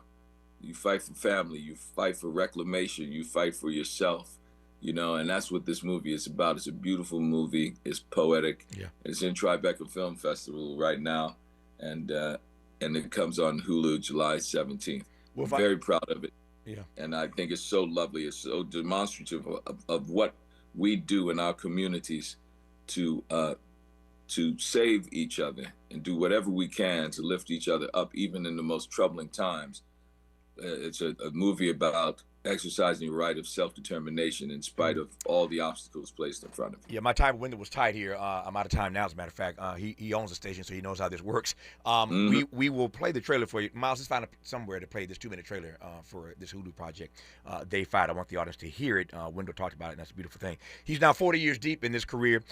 He's playing Othello at the Shakespeare Theater Company in Washington, D.C. until June 28th. That's Shakespeare Theater, spelled T-R-E, shakespearetheater.org, shakespearetheater.org. If you're in the D.C. area or headed that way, you've got a few more days to check him out on stage as Othello at the Shakespeare Theater Company until June 28th.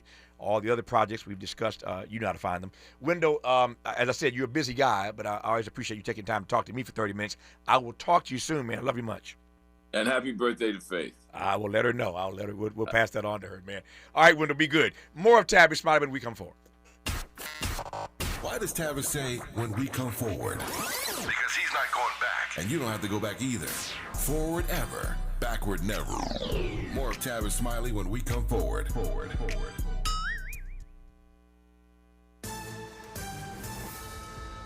I'm Bree Wood with BIN News Now. New York Governor Kathy Hochul is pushing back after border official Tom Homan threatened to increase ICE operations in the city.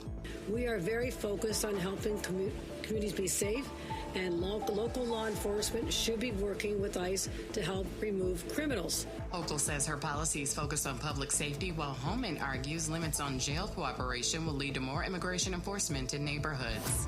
A federal appeals court is raising concerns over Alabama's use of nitrogen gas in executions. Judges say the method could cause intolerable suffering and ordered a lower court to consider alternatives, though they did not block a scheduled execution later this week. And Lamar Richardson is celebrating a historic win at the Tony Awards. The 33-year-old became one of the few black lead producers to win Best Revival of a Musical for Ragtime. Get BIN News Now on demand 24/7 on the iHeartRadio app.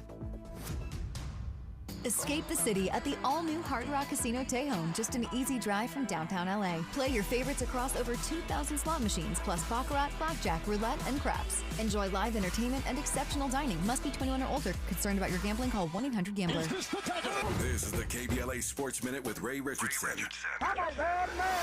Serena Williams and her doubles partner Victoria Mboko are back in action Thursday in the quarterfinals of the HSBC Championships in London. Serena kicked off her comeback with an opening round victory on Tuesday in the doubles competition. At age 44, Serena appears to be serious about playing again. The Compton native has already agreed to play in the Berlin Tennis Open next week in Germany. The HSBC Championships is Serena's first competition since she retired in 2022. LeBron is on the cover of this month's Time magazine. The publication named LeBron their athlete of the century. LeBron is featured in Time's special issue, The 100 Most Influential People in Sports. Dodger star Shohei Ohtani made the list. Game 4 of the NBA Finals is tonight. The New York Knicks are up 2-1 over San Antonio in the best of 7. 5 p.m. tip-off on ABC.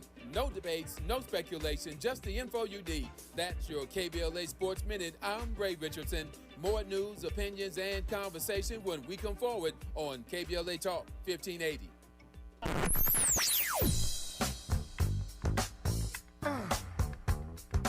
This is KBLA Talk 1580. Talk radio. That's music to your ears. We're unapologetically progressive. KBLA Talk 1580. When your car is making a strange noise, no matter what it is, can't just pretend it's not happening. That's an interesting sound. It's like your mental health. If you're struggling and feeling overwhelmed, it's important to do something about it. It can be as simple as talking to someone in your community, or just taking a deep, calming breath when you need it. Nice. For mental health resources, check out loveyourmindtoday.org. At loveyourmindtoday.org, you'll find information that may help you get through a tough time. Things like tips for dealing with stress, how to navigate difficulties like financial worries, anger, substance use, and more. You can also find real stories of how people navigated their own mental health challenges. Because once you start to address the problem, you can go so much further. Visit loveyourmindtoday.org. That's loveyourmindtoday.org. Brought to you by the Huntsman Mental Health Institute and the Ad Council. All I need is one mic. With a KBLA Talk 1580 editorial, I'm Tavis Smiley. It's high time that we say the quiet part out loud about what we consider a disgrace, an absolute disgrace to the people of South Los Angeles. Destination Crenshaw, or as I call it, Procrastination Crenshaw, was supposed to be a 1.3-mile celebration of Black Los Angeles. Pocket parks, commissioned art, a cultural corridor along Crenshaw Boulevard, stretching from our studios in Leimert Park down to Nipsey Hussle Square. It was set to complete in 2022. That's right, 2022. We are now in 2026, and the Crenshaw community is still waiting. A grand opening was announced for February 2024. That date passed with not a single artwork installed. Then we were promised that construction would be completed by the end of 2024. That date came and went. Our understanding is that as of last fall, the 8th Council District Office was still scrambling to raise additional monies just to restart the project, which has been paused again and again. But here's what makes my blood boil. City officials had the nerve to tell this community the delays are, quote, a necessary inconvenience, close quote. A necessary inconvenience? First of all, who are you talking to? Second, go tell that to the black business owners who have been coping with construction chaos, breathing dust, enduring years of road closures and the scarcity of available parking, confronting unsanitary conditions, losing customers and revenue, all while the project they were promised still sits unfinished. They wouldn't let a project sit this long in any other part of this city. And for what it's worth, our elected official just happens to be the president of the LA City Council. Meanwhile, the city is laser focused on sprucing things up for the World Cup and the Olympics. Please, if this corridor were in Brentwood or Beverly Hills, it would have been completed on time, on budget, and on the cover of every magazine in town. The Crenshaw community deserves better. They deserve the truth, and they deserve what was promised to them. Now, right now. Not when it's convenient, not when the cameras are rolling for the Olympics. Now, this isn't incompetence. This is a pattern. And at some point, neglect becomes a decision. With a KBLA Talk 1580 editorial, I'm Tavis Smiley. As always, we welcome your feedback.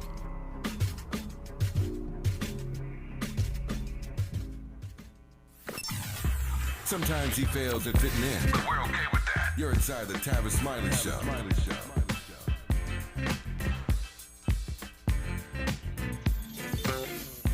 I never knew there was a love like this before.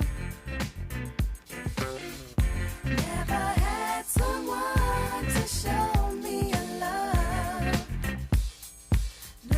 like this before. I'm Tavis Smiley. That's Faith Evans. I got a little treat for you right quick.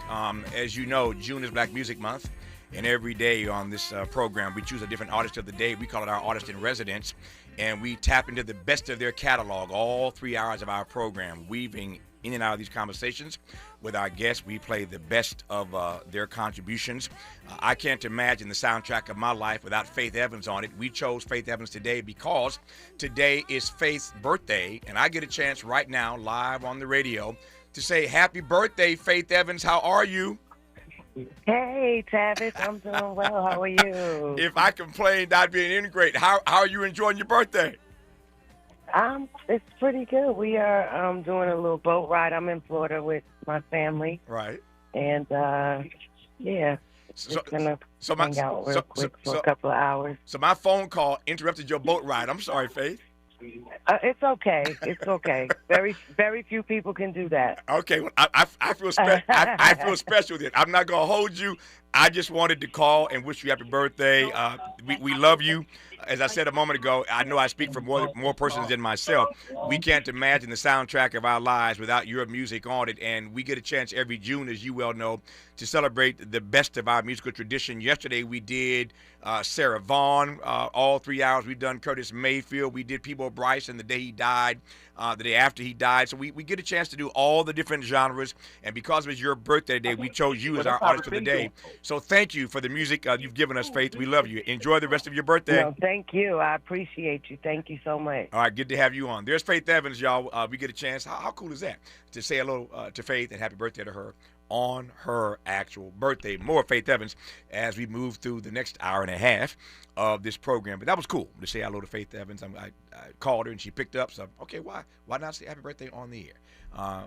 Stevie Wonder gave us that honor one day a few years ago. And so Faith Evans picked up, and so we get a chance to say hello to her as well.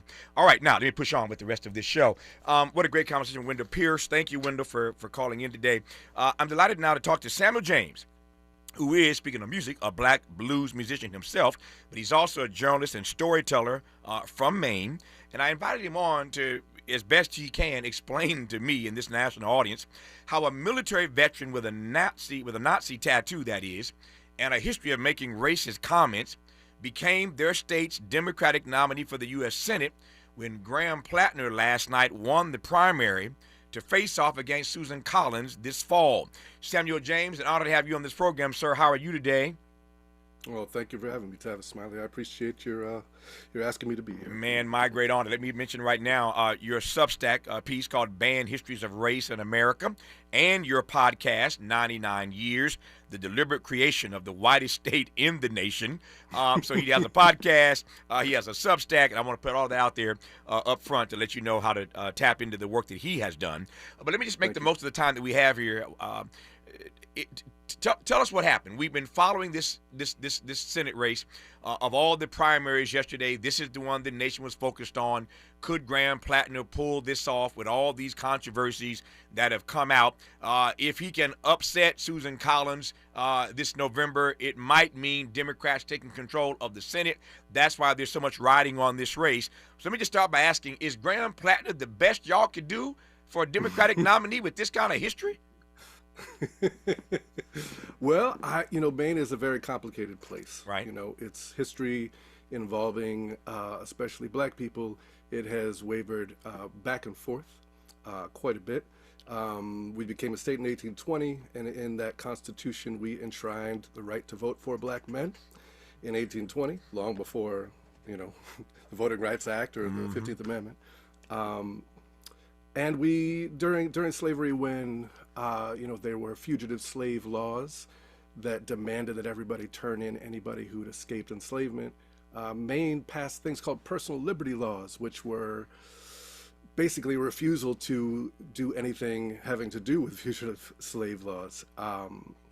There's a historian named Jerry Desmond who says, like, if a slave owner or his agent came to the state looking for anybody, they would be lucky to escape the state unharmed. But then there's another history as well, right? In 1910, a lot of black communities, especially in the North, begin as the Great Migration starts.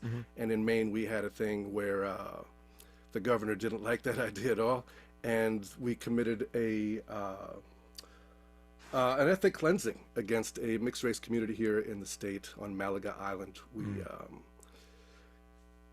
pushed everybody off the island. We took their, when I say we, I mean Mainers. Sure. We destroyed their buildings. We had people committed. We dug their graves out of their ground. And at the time, this was highly publicized in a magazine called Harper's, which was essentially the internet for 1910, 1911. And so you have to imagine, if you're a black person coming up to Maine from the South and you hear about this, you're probably going to stop in Boston, And then in the 20s, the Klan did a pretty good job of taking over the state. I believe it was more than 1 in 5 Mainers were claimed as members in the Ku Klux Klan. Right. And they had a really big influence over us. And so you have these two kinds of traditions in the state, the sort of heavily kind of abolitionist kind of thing. And then you have people who, you know, the Klan fell apart in the 1920s, right? But they didn't leave the state. You know, they just put their hoods in the closet. They kept on being pillars of local communities. You know, the ideas kind of kept floating around. Yeah. And so when you have a guy like Graham Plattner, I think a lot of people, it's difficult for people to look at those things in the state. And I think a lot of people right now are really thinking like, well, what's a vote? It's a vote against Trump. You know, I think he's taken everything over. A lot of the conversations, and I think it's really hard to get into the minutia of the important things. Yeah. So I hear that. First of all, let me just say thank you for that history of Maine. I just learned a lot about the state of Maine that I didn't know. I know this audience across the country is deeply appreciative of you just leaning in, and I'm glad I gave you that 3 or 4 minutes just to break that down. So that backstory, that framing is critically important. When we come forward now, I do want to ask you some questions now that we understand the history of the state of Maine as it relates to these issues of race. And representation. So I tell you now a couple things I want to ask. I heard you point loud and clear that people saw this in many respects as a vote against Trump. That I get. The question is, what is it a vote for? I know it's a vote against Trump, but what's it a vote for? This guy has a Nazi tattoo. What am I voting for? He has a history of making racist comments. What am I voting for? He has a history of sexist comments. What am I voting for? So I see the vote against Trump. What is it a vote for? And as I'm talking about this out loud, I'm thinking of Pete Hegseth, Defense Secretary, or as they call it, Department of War. He got a Nazi tattoo. So is this the new normal, y'all? Are we now just going to accept the fact that we elect and appoint people in the country to positions of moral authority and power who are walking around with Nazi tattoos on their bodies? I mean, this is this the new normal? I got some questions for Sam when we come forward. Sam James on Tavis Smiley. This show was built for you, for the community, for the culture. For everyone who wants more than headlines, for everyone who wants meaning. Tavis Smiley has always believed that public media can change lives. And every single day, that's what he comes to work to do. You're listening to Tavis Smiley. Your voice, your issues, your show. And we're live here outside the Perez family home, just waiting for and there they go. Almost on time this morning. Mom is coming out the front door strong with a double-arm kid carry. Looks like Dad has the bags. Daughter is bringing up the rear. Oh, but the diaper bag wasn't closed. Diapers and toys are everywhere. Ooh, but Mom has just nailed the perfect car seat buckle for the toddler. And now the eldest daughter, who looks to be about 9 or 10, has secured herself in the booster seat. Dad zips the bag closed, and they're off. But looks like Mom doesn't realize her coffee cup is still on the roof of the car. And there it goes. Oh, that's a shame. That mug was a fam favorite. Don't sweat the small stuff. Just nail the big stuff. Like making sure your kids are buckled correctly in the right seat for their age and size. Learn more at nhtsa.gov/the right seat. Visit nhtsa.gov/the right seat. Brought to you by NHTSA and the Ad Council. There is no denying that we've always been the conscience of this country. KBLA Talk 1580 is progressive talk radio built for our community, by our community, and with hosts who look like you, live near you, and care about what you care about. 50,000 watts of truth right here in Southern California. KBLA Talk 1580. Listen live on your AM radio dial at 1580, or stream us live on our KBLA1580.com website or on our free KBLA 1580 app. Unapologetically progressive. Let's celebrate. Y'all did it. Loving each other, needing each other. Hey, Los Angeles. KBLA Talk 1580 is turning 5, and we're celebrating in a big way. Oh my God! Join us Friday, June 19th, Juneteenth, 4 to 7 p.m. at the Beehive for our 5th anniversary bash and Juneteenth celebration.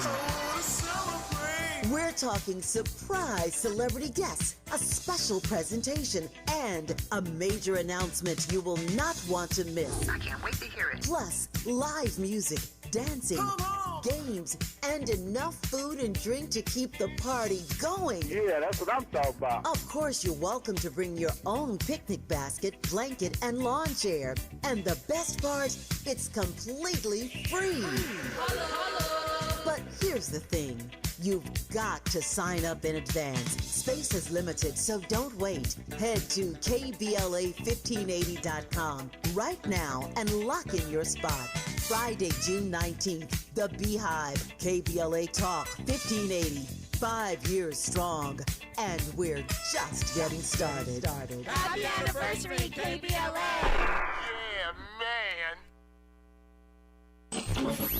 Freedom is an endless meeting. So let's get back to it with Tavis Smiley. Tavis Smiley and Sam James, who is a blues musician and journalist and storyteller, has his own Substack called Band Histories of Race in America, a podcast called 99 Years, the deliberate creation of the whitest state in the nation. Pleased to have him on to try to explain to us how Graham Plattner became the man, that guy, who won the Democratic primary yesterday in Maine to face Susan Collins this fall. Never mind all the drama in his backstory, the sexist comments, the racist comments, the Nazi tattoo he's wearing right now, not unlike Pete Hegseth. He has a Nazi tattoo. So let me ask, my time is getting tight. Let me ask you, Sam, directly. I heard you loud and clear. The audience heard you. You see this. Many saw this as a vote against Donald Trump. That we get. But what was it a vote for? Yeah. I don't know. Do we still vote for things in this country? That's a good question, brother. That's a good question. I would tell you that his supporters would tell you that, Plattner has apologized for the tattoo. He's claimed he did not understand what it is, and he had it covered up. And he, there are members of our Jewish community here in the state who support him. And I think people want to take him at his word. Mm-hmm. And I think that speaks to, an optimism. Yeah. Is it, I can see it speaking to an optimism, to use your word. I can also see it as white entitlement, given the history of Maine that you laid out earlier. So is it just taking him at his word, or is it white elitism? Because I can tell you right now, if a Negro were running for that seat in Maine, and you made a bunch of sexist comments about white women, and a bunch of racist comments about Jews, you know we wouldn't even be in this conversation right now, Sam. No, yeah, listen, I ain't gonna argue with you. But I will say that, the Senate itself is an act of white elitism. The black population of California is almost 4 times larger than the entire population of Wyoming, which is the reddest state, and both states get 2 senators, right? The entire thing diminishes black vote, right, across the country. So even to participate in some way, which is why, I'm always quick to point out that we build communities in ways that have to navigate this, and we always have. Yeah. Back to Pete Hegseth. He's sporting one of these tattoos as well. To your point, Mr. Plattner said he didn't know what it was. I don't buy that argument, but he did cover it up. Is this like the new normal that these are the kinds of people on the right and the left that are going to make it through in the years to come? Well, you mean the kinds of people with terrible tattoos? Yeah. Oh, and terrible tattoos and terrible POVs. Terrible POVs. Well, I mean, Plattner's what he says is very, very different, than what Pete Hegseth says. True. And I know it's a difficult thing to take people at their word. And I don't know how much I even do it. I mean, I'm not really here to defend Graham Plattner. As I said, I'm not a believer in the Senate anyway. Yeah.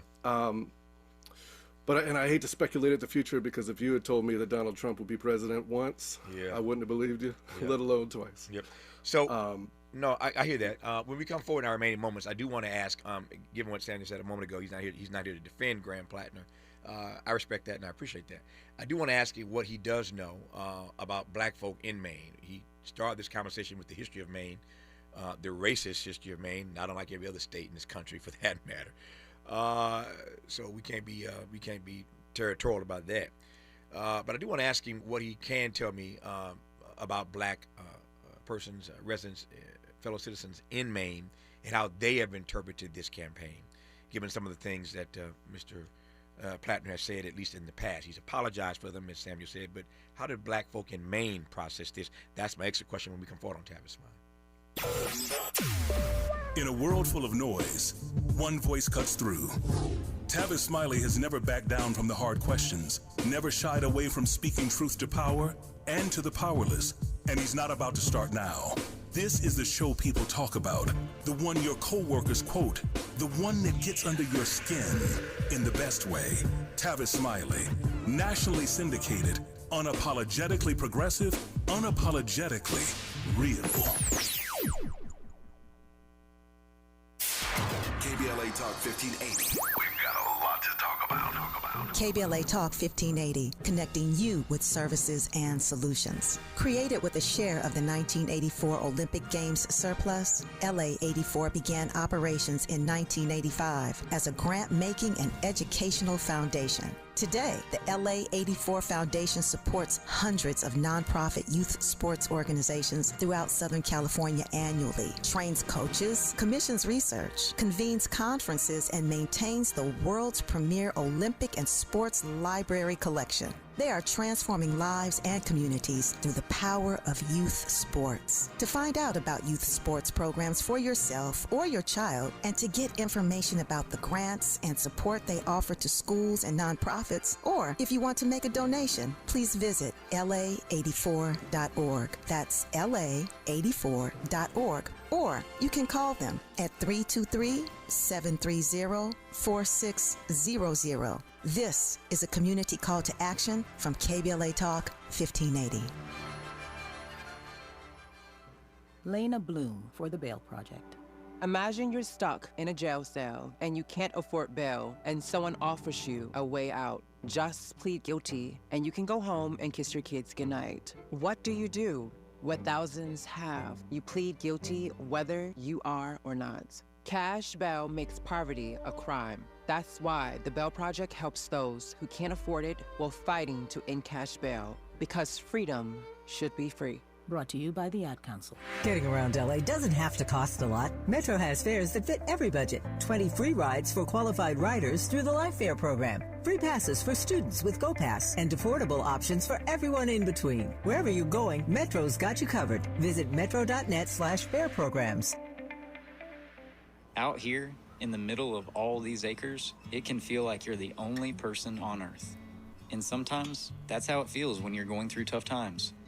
Stress builds up, you have trouble sleeping, maybe your mind is racing and you just don't feel like yourself. So what do? We get help. Lots of people are struggling with their mental health. It's more common than you think. The good news is, there are people in our community who are here for us when times are tough. Sometimes, just talking to someone can make all the difference in the world, so we don't feel so alone. One thing you can do is visit loveyourmindtoday.org for simple steps you can take to find the right solution for you. Whether it's hearing stories about what other people are going through, or finding the resources we need to navigate the stresses in our lives. Visit loveyourmindtoday.org. That's loveyourmindtoday.org.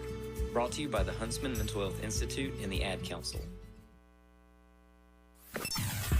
Sometimes he fails at fitting in, but we're okay with that. You're inside the Tavis Smiley Show. You are indeed. Got 2 more minutes here with Samuel James, a tight 2. Blues musician, journalist, storyteller, has his own podcast called 99 Years, the deliberate creation of the whitest state in the nation. Has his own Substack called Banned Histories of Race in America. That's how you find Samuel James beyond this conversation today, for which I am grateful. 2 minutes to go. Sam, what can you tell me about beyond your own POV? Is there any data at this point about how black people voted, or tell about the black folk you've been talking to, how they process this Grand Platinum situation? Yeah, well, I mean, I can tell you, there's no shortage of folks, who just heard about the tattoo and that was it for them. Right. But, there's others, especially a lot of elders in the state, who remember that Lyndon Johnson was the kind of guy who threw around the N-word. and he signed the Voting Rights Act. You know, so I think the hope is that we can push him, you know, or that he will at least hold true to his word, you know, which is all we can kind of hope for anybody running for anything, I guess. Yeah. As one who's lived in the state, how long you been in Maine now? Oh, I'm from here. Yeah, you're from born and raised here. So, what's your so you know this story, you know this history well. This ain't your first rodeo. You do the podcast about this, so you know it better than anybody. What's your gut tell you? You looked in this guy's eyes. I haven't had a chance to do that. What's your gut tell you about how he's going to show up if he pulls this off in November? Well, I'll tell you, I have met him. We talked quite a bit back in November. Right. And I'll tell you, we had conversations about Reconstruction, about James Baldwin. He is not an ignorant man. Right. And so he knows the right path. Whether or not he'll take it, you know, cross your fingers. No, that's a fair answer. We'll leave it right there. Yeah, you can tell from his presentations. He ain't stupid at all. He's bright. Mm-hmm. He's bright. He's eloquent. He knows how to rally a crowd. So no, as a candidate, I mean, aside from all this stuff that came out later on the stump, he knows how to do it. I don't know if he knows how to govern. I guess we'll figure that out. But I understand those persons who want anybody that's going to push back on the Trump agenda. And if Democrats have a chance to win back the Senate because he beat Susan Collins, I understand the argument. I just a little uncomfortable about it. Samuel James, thank you for your time, man. I appreciate you. All the best to you, sir. Thank you for having me. Good to have you on this program. More of Tavis Smiley when we come forward. KBLA 1580 Santa Monica. I'm Bree Wood with BIN News Now. New York Governor Kathy Hochul is pushing back after border official Tom Homan threatened to increase ICE operations in the city. We are very focused on helping communities be safe, and local law enforcement should be working with ICE to help remove criminals. Hochul says her policies focus on public safety, while Homan argues limits on jail cooperation will lead to more immigration enforcement in neighborhoods. A federal appeals court is raising concerns over Alabama's use of nitrogen gas in executions. Judges say the method could cause intolerable suffering and ordered a lower court to consider alternatives, though they did not block a scheduled execution later this week. And Lamar Richardson is celebrating a historic win at the Tony Awards. The 33-year-old became one of the few black lead producers to win Best Revival of a Musical for Ragtime. Get BIN News Now on demand 24/7 on the iHeartRadio app. Escape the city at the all-new Hard Rock Casino Tejon, just an easy drive from downtown LA. Play your favorites across over 2,000 slot machines, plus baccarat, blackjack, roulette, and craps. Enjoy live entertainment and exceptional dining. Must be 21 or older. Concerned about your gambling? Call 1-800-GAMBLER. This is the KBLA Sports Minute with Ray Richardson. Serena Williams and her doubles partner Victoria Mboko are back in action Thursday in the quarterfinals of the HSBC Championships in London. Serena kicked off her comeback with an opening round victory on Tuesday in the doubles competition. At age 44, Serena appears to be serious about playing again. The Compton native has already agreed to play in the Berlin Tennis Open next week in Germany. The HSBC Championships is Serena's first competition since she retired in 2022. LeBron is on the cover of this month's Time magazine. The publication named LeBron their athlete of the century. LeBron is featured in Time's special issue, The 100 Most Influential People in Sports. Dodger star Shohei Ohtani made the list. Game 4 of the NBA Finals is tonight. The New York Knicks are up 2-1 over San Antonio in the best of 7. 5 p.m. tip-off on ABC. No debates, no speculation, just the info you need. That's your KBLA Sports Minute. I'm Ray Richardson. More news, opinions, and conversation when we come forward on KBLA Talk 1580. All I need is one mic. With the KBLA Talk 1580 editorial, I'm James Farr. $2.5 billion. Governor Gavin Newsom said it was there for fire survivors in Altadena and the Palisades. No strings attached. That was the promise. But the burning question is, where's it at? 18 months later, an NBC4 investigation came back with the numbers. The numbers don't answer the question, they deepen it. Where's it at? About $605 million has been spent, roughly 75% still not released. Where's it at? Roughly $14 million went to CHP overtime and ICE immigration protest response for crowd control. Not rebuilding homes, not rebuilding lives, But crowd control, where's it at? Another $13 million went to the state health department for video campaigns, while fire survivors waited. While families in Altadena are still trying to put their lives back together, still trying to get housed, this is the hope gap, and it's real.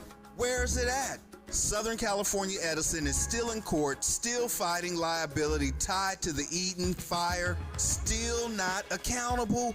Where's it at? 18 months later, Governor Newsom, where's it at? Because the truth is free, but the lie can be very expensive. And right now, fire survivors want to know what happened to no strings attached. And I've been saying on this mic for the past 18 months, somebody or somebodies didn't do their job. Now it's documented. Governor Newsom, listen closely. You didn't do your job. You didn't keep your promise. You held up the bill. Now stop holding up the money. You said no strings attached. Instead, you played on the people's heartstrings. Where's it at? See, Governor Newsom, even at the French Laundry, if it don't come out in the wash, it's sure enough gonna come out in the rinse, and the rinse cycle is here.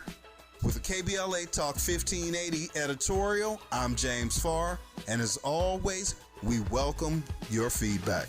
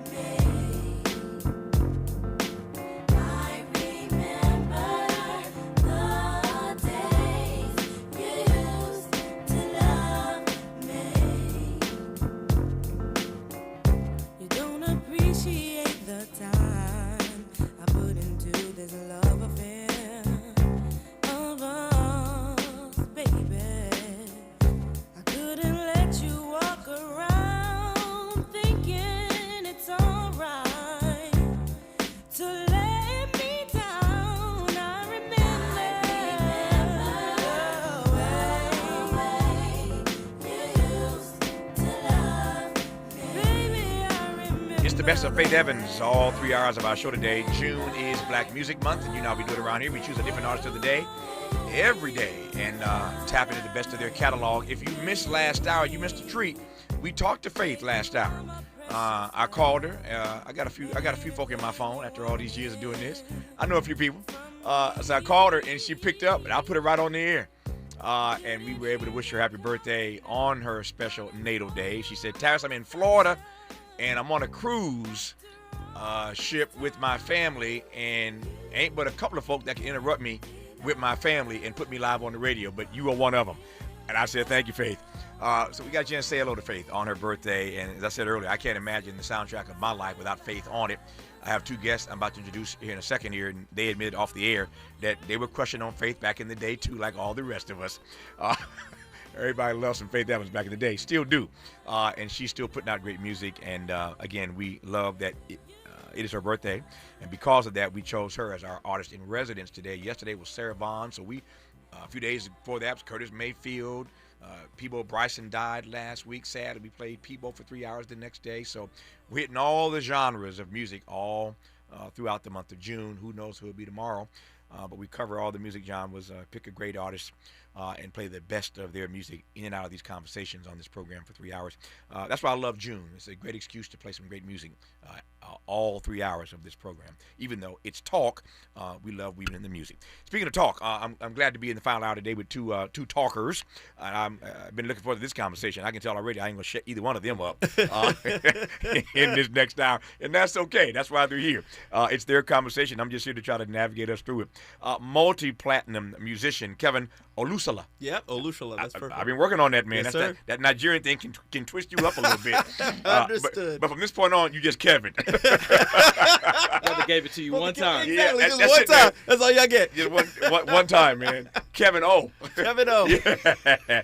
And international life coach Donovan Dee Donnell on their new book, Designed to Succeed, a faith-driven blueprint to building the life you were created to live. Honored to have you both in studio. Kevin, how are you, sir? Man, I am so good. Yesterday was my son's birthday in addition to the book release, so it was great. We were just at the pool hanging out with the whole family. Came from Camarillo. It was a good time, man. I'm grateful. And what age did he achieve yesterday?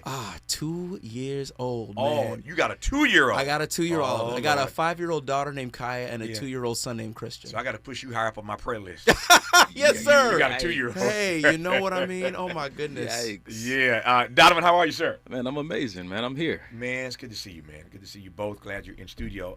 Again, the book is called Designed to Succeed, a Faith-Driven Blueprint to Building the Life You Were Created to Live. Before I get into the text, and I'm watching my timer, I got 2 minutes now. We'll start this, and we got the whole hour to work this out. Kevin, I'll start with you. Just say a little bit about your backstory. I mean, it's always fascinating when we get into the book and the subject matter, but I think the audience knows how I like to do this. I like to get into the backstory.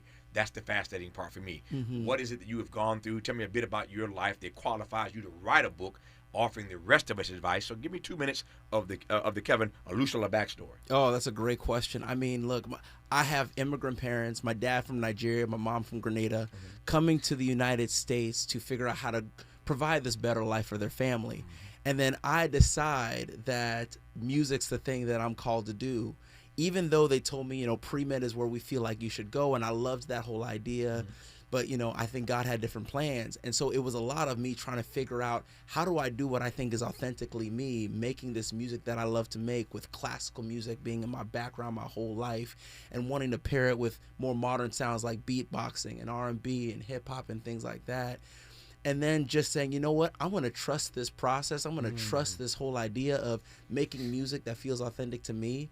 That's what led me to Pentatonix, from a viral video of me playing cello and beatboxing. 2011, after I graduated from college, we won the TV show, The Sing Off, which was an NBC a cappella competition. But that's when the work really started, trying to understand, okay, how do we take this a cappella thing that we're doing and make it something that more people can hear and understand? And to see everything that we've done has been so amazing. I mean, the Grammys, the Multiplatinum albums, right? That's the story that people look at. But the thing that I was trying to do the whole time as I was going through this is trying to validate, why am I here? Because at the same time, of course, I'm doing these things where I think people see it looks successful, right? But I was doing it because I didn't feel like I could have the success like all my peers wanted, right? My peers are going to all these amazing companies and stuff like that. And I'm like, oh, wait, I'm going to make music as my career? I'm not sure if this is possible. But that's why I now have been chasing a more fuller success. That's something that feels good from the inside out. No, I love it. That's Kevin's backstory, at least a bit of it. We'll hear Donovan's backstory when we come forward, and then we'll jump straight way into the book. It is called Designed to Succeed, a Faith-Driven Blueprint. Speaking of faith, see what he did there? Faith-driven. Supposed to be. Yeah, supposed to be. Designed to Succeed, a Faith-Driven Blueprint to Building the Life You Were Created to Live. More when we come forward here on Tavis Smiley.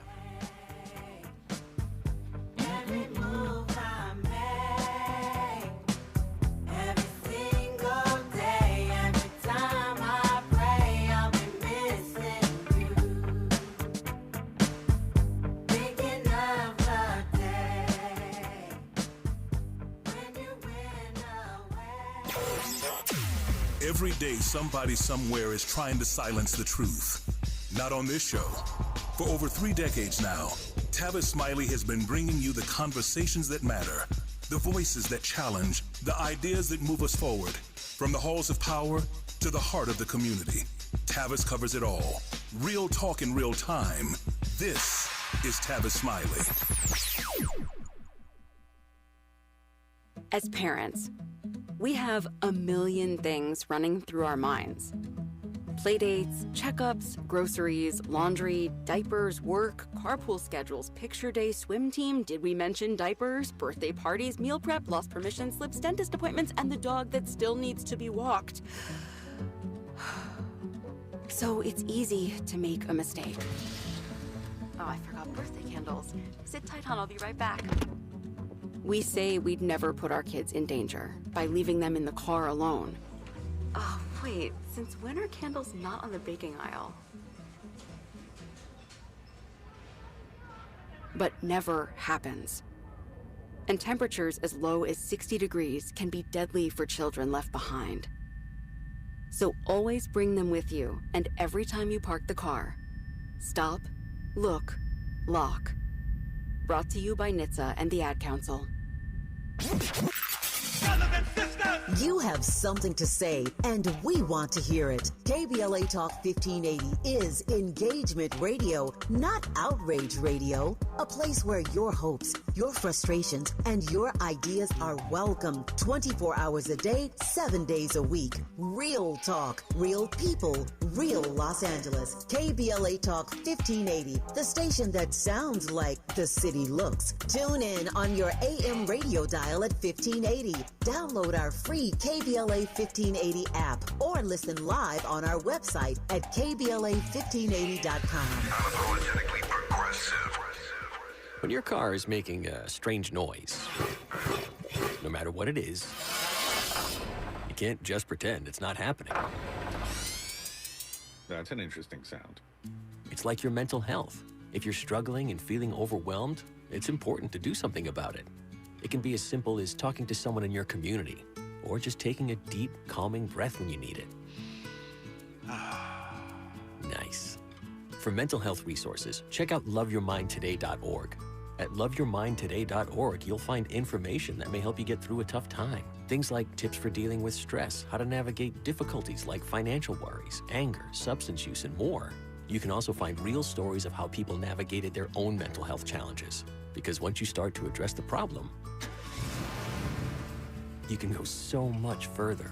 Visit loveyourmindtoday.org. That's loveyourmindtoday.org. Brought to you by the Huntsman Mental Health Institute and the Ad Council.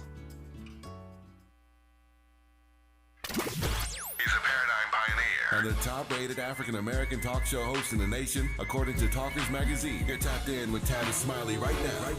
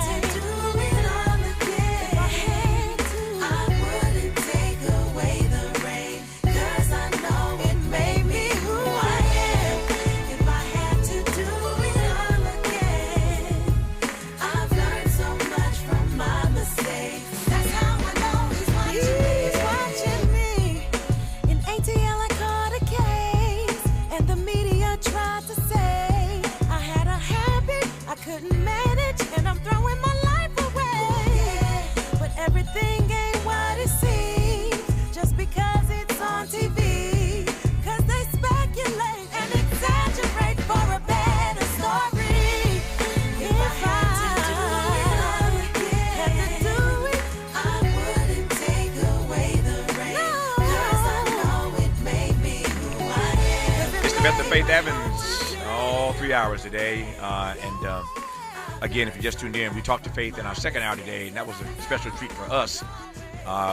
When we called her, she picked the phone up, and we were able to wish her happy birthday on her natal day. And she was hanging out with family, but honored us anyway by grabbing the phone and agreed to come on the air so we could just wish her a happy birthday. So thank you for that, Faith. Hope you're enjoying your special birthday. And speaking of special birthdays, Kevin's son turned 2 yesterday, and so he shared the day with the release of this book. I've done 24, 25 of these. So I know what it feels like on pub day to have this thing come out. So I'm honored to have Kevin and Donovan in studio today, the day after publication, to talk about this new book called Designed to Succeed, a faith-driven blueprint to building the life you were created to live. All right, Donovan Dee Donnell. Yes, sir. Your chance. Give me a bit about your backstory. We'll jump straight away into the text. All right, man. Backstory, born and raised here in Los Angeles, California, raised by my mother. And so just like anybody from L.A., or most people from L.A., I'm going to pick up at the end of Kevin's story. There's a chase that you're born into because of your zip code. So you got to chase the idol and become the star. And so in my pursuit to do that here in this great city, you know, inner city, dealing with the gangs and everything like that, I graduated from Dorsey High School and, you know, did great. You right down the street. Yeah, I was right down the street, man. Yeah. Graduated 3.8, went to Morehouse College. And what happened, brother? So listen, Yeah. something happened that first year in college. Hold on. I love Negroes who ask and answer their own questions. Right? So, you know, as a matter of fact, I'm going to step out the studio. If you're going to ask and answer questions, I don't need to be here. But go ahead, Donovan. Listen, that's my therapist told me to talk. Hold on. Let me do this interview. I got you. There's too many people talking right in my head. I got you. So, no, man, I went to Morehouse, put in a year there, but I always wanted to be a star. And trying to get that done in auditions in high school and stuff just didn't pan out. You know, call back, but nothing really worked. Went to Atlanta and, I booked some modeling stuff and, I thought I was the one at that point, and grades slipped. Graduated 3.8. First semester went down to a 1.2. I wasn't even focused on school, but what I idolized became the thing I pursued the most. And so that computer science degree just went downhill. I started modeling more, came back home after my first year and got introduced to the male exotic world. Had a friend who was dating a dancer. She was like, in high school, you was voted best body and you would always dance on the tables at the pep rallies. I dare you. And just like any young bull, I'm not going to back down to a dare. Took the dare. 5 years later, I'm in there making cashola, depleted, exhausted, lost. In the male exotic business? Yes. Yeah. As a stripper, man. And so my grandfather was a pastor, here in L.A., so I would still go to church. And so, I'm saying that. With your clothes on, though? Yes. Yeah, okay. Let me tell you how those intertwine. Yeah, okay. I went to church in a different costume. Just making sure, yeah. Listen, yeah. But the glittery dollar bill still made it to the offering tray. Let's just say that. I got you. And nobody in the back office ever complained either. Yeah, ties and offerings. Yeah, exactly. Okay. You know what I'm saying to you? And eventually I had to get to a point. I was like, God, man, this is not working. Since I was a kid, I wanted to be a husband and a father. Yeah. And when I left the club, it wasn't for God. It was because I wanted a wife and children. And I remember praying on the edge of the bed one day, and all I heard was quit. And so I quit. I quit the club, and I thought maybe that's how I got my wife and children. But no, they did not come. What did come was a true stripping. I ain't never been stripped. Like when I left the club, God took everything from me. I was living in the basement of my grandfather's church, sleeping on an air mattress that would not hold air. And I wake up every morning on the floor. It was just me, a weight bench, and a mirror, and like a little dresser in there. I remember looking in the mirror one day. How did I get here? And God said, you'll never know what's within until you have to live without. And from that moment, I started working in the church more, started leading Bible study, and I started going to different workshops. That's when I really got exposed to workshops and mentors. And before you knew it, man, I was on my way to becoming a life coach. I went through the training. I went through the coaching. One of my mentors took me under his wing, and we did a lot of coaching in Brazil, Costa Rica, South Africa. And that's where I got my credentials. And I said, I'm going to do this full time. Wrote my first book 2017, wrote another one 2019.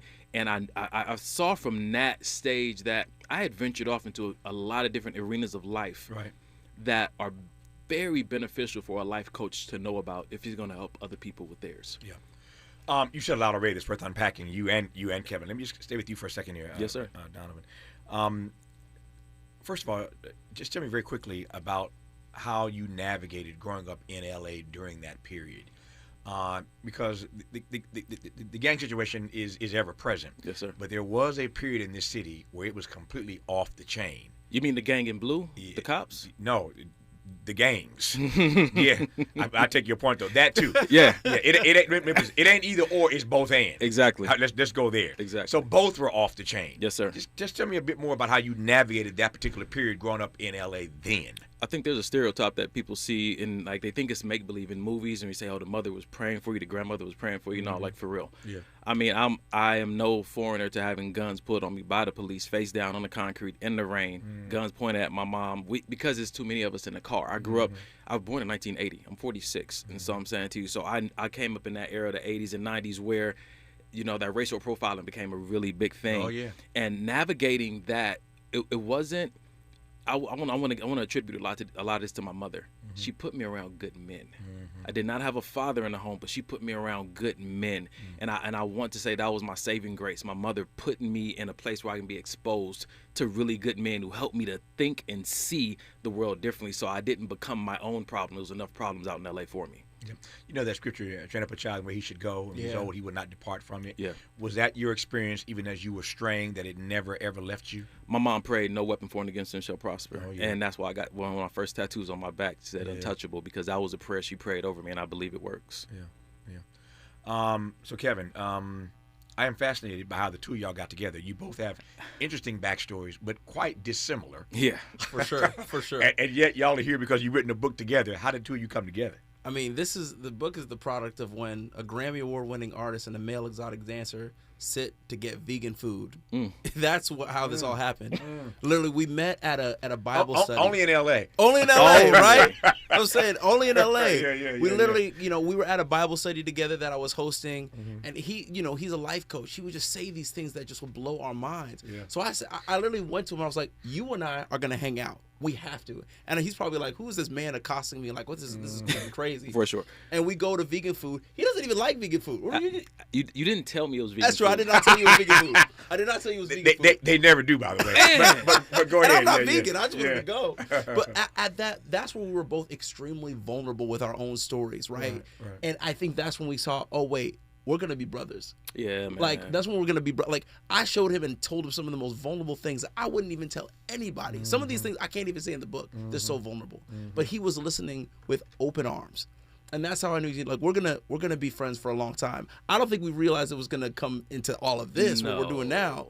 But just our friendship and brotherhood, I think from that meal, everything's despite the vegan food. Despite the vegan food. I want to circle back to you, Donovan, because I was listening to you telling the story about you're traveling around the world and doing life coaching. Yes, sir. The human genome says that we're basically all the same, and yet there are all kinds of cultural distinctions and differences, as you well know, as you travel around the globe. How is life coaching different in parts unknown versus life coaching Americans? Does that make sense? Yes, sir. Yes, it does. Okay. It just brings up the topic of capitalism. Right. And I think that's where I recognize that there is a selfishness here that I didn't experience in other countries. Information that I gave them, they immediately wanted to go share with their families and their communities. Here, it's more of that crab in a barrel mindset. So if I learn something new, I got to keep it to myself. I have to trademark it. I have to make sure there's copywritten. I have to make sure that I send it to myself in an email and postal mail to make sure nobody can steal it from me. Yeah. And that's the worry here that doesn't really exist in other places. They want to share, and it makes my job a lot easier when I'm outside of the country. Yeah. Kevin, you mentioned earlier this notion of wrestling with the question that many of us, I think, all have to wrestle with: why am I here? And we know the answer to that question, broadly speaking. If we're persons of faith, we know why we were created in the broader sense. Yeah. And yet we have to tap into what that gift is. What is your calling? What is your vocation? Your avocation? Why are you really here? You used that phrase earlier. Tell you what you've learned about journeying, navigating to answer that question. Yeah, I think it always comes back to aligning with who you actually are, and from that place expressing that.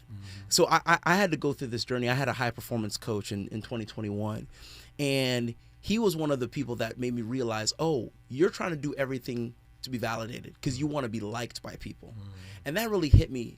And he said, who would you be if you weren't doing? And that was a really profound question, because you think about it, when you're meeting people for the first time, they go, hey, what do you do?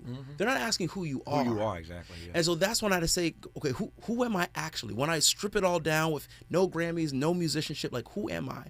And for me, as a Christian, I go, I'm a worshiper of the King. Yeah. And for me, I want to do that because I know the craziness that I've ever done in my life, and still God says he loves me and accepts me fully. Yeah. Once I realize that acceptance, everything that I'm now doing is from a space of expressing. I want to express that love with my friends and family from my authentic place. So it's me telling these stories of being a first-generation American growing up and trying to navigate all that, but being able to give that testimony to somebody else who may need that, who's felt the same way as I do. Now, to your point, whenever I talk to kids, which is often, I never ask them what they want to be when they grow up. It's always, who do you want to be? When you grow up. That's the question. I'm also fascinated by your backstory, your Nigerian backstory, how it is that in a Nigerian family, your parents are pushing you to pre-med. They're pushing you in one direction, and you end up resisting that and going another way. You of course have in fact found your calling. But just tell me about that process of being in that family and being pushed in one direction and decide to go someplace else. How did you process your way through that? How did your mom and dad deal with you basically ignoring their advice? Oh, that's such a great question. I think, again, when you're an immigrant parent coming to this country, you're trying to give the kids the best opportunity for success that you didn't have. That's right. Like my mom, she grew up in Grenada, and she grew up in I've seen where she's grown up, and it's very poor conditions for where she is. My dad, he grew up in a 1-bedroom mud hut with 4 of his brothers. So they're like, we have an opportunity in America to do some amazing things and give you financial freedom. And so we need you to take that opportunity. So when I'm deciding to go into music, my parents are looking at it like, or at least the way I interpreted it was, you're going to sacrifice everything that we have done to go follow this dream. Pipe dream. It's pipe dream. Yeah. What I learned in that is that honoring your call does not exactly mean dishonoring your parents. That's something that was really hard for me to figure out how to do.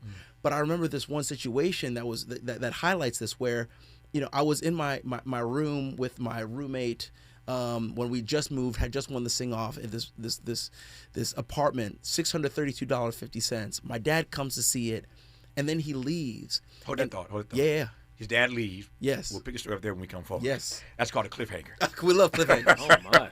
All right, his dad came to see him. No, me too.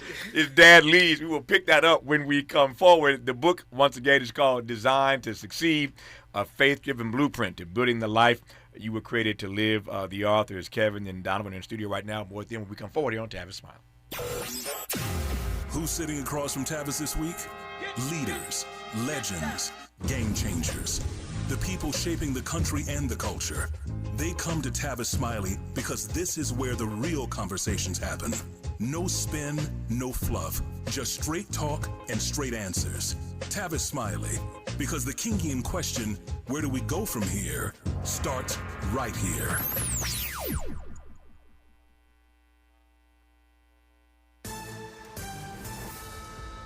I'm Bree Wood with BIN News Now. New York Governor Kathy Hochul is pushing back after border official Tom Homan threatened to increase ICE operations in the city. We are very focused on helping communities be safe, and local law enforcement should be working with ICE to help remove criminals. Hochul says her policies focus on public safety, while Homan argues limits on jail cooperation will lead to more immigration enforcement in neighborhoods. A federal appeals court is raising concerns over Alabama's use of nitrogen gas in executions. Judges say the method could cause intolerable suffering and ordered a lower court to consider alternatives, though they did not block a scheduled execution later this week. And Lamar Richardson is celebrating a historic win at the Tony Awards. The 33-year-old became one of the few black lead producers to win Best Revival of a Musical for Ragtime.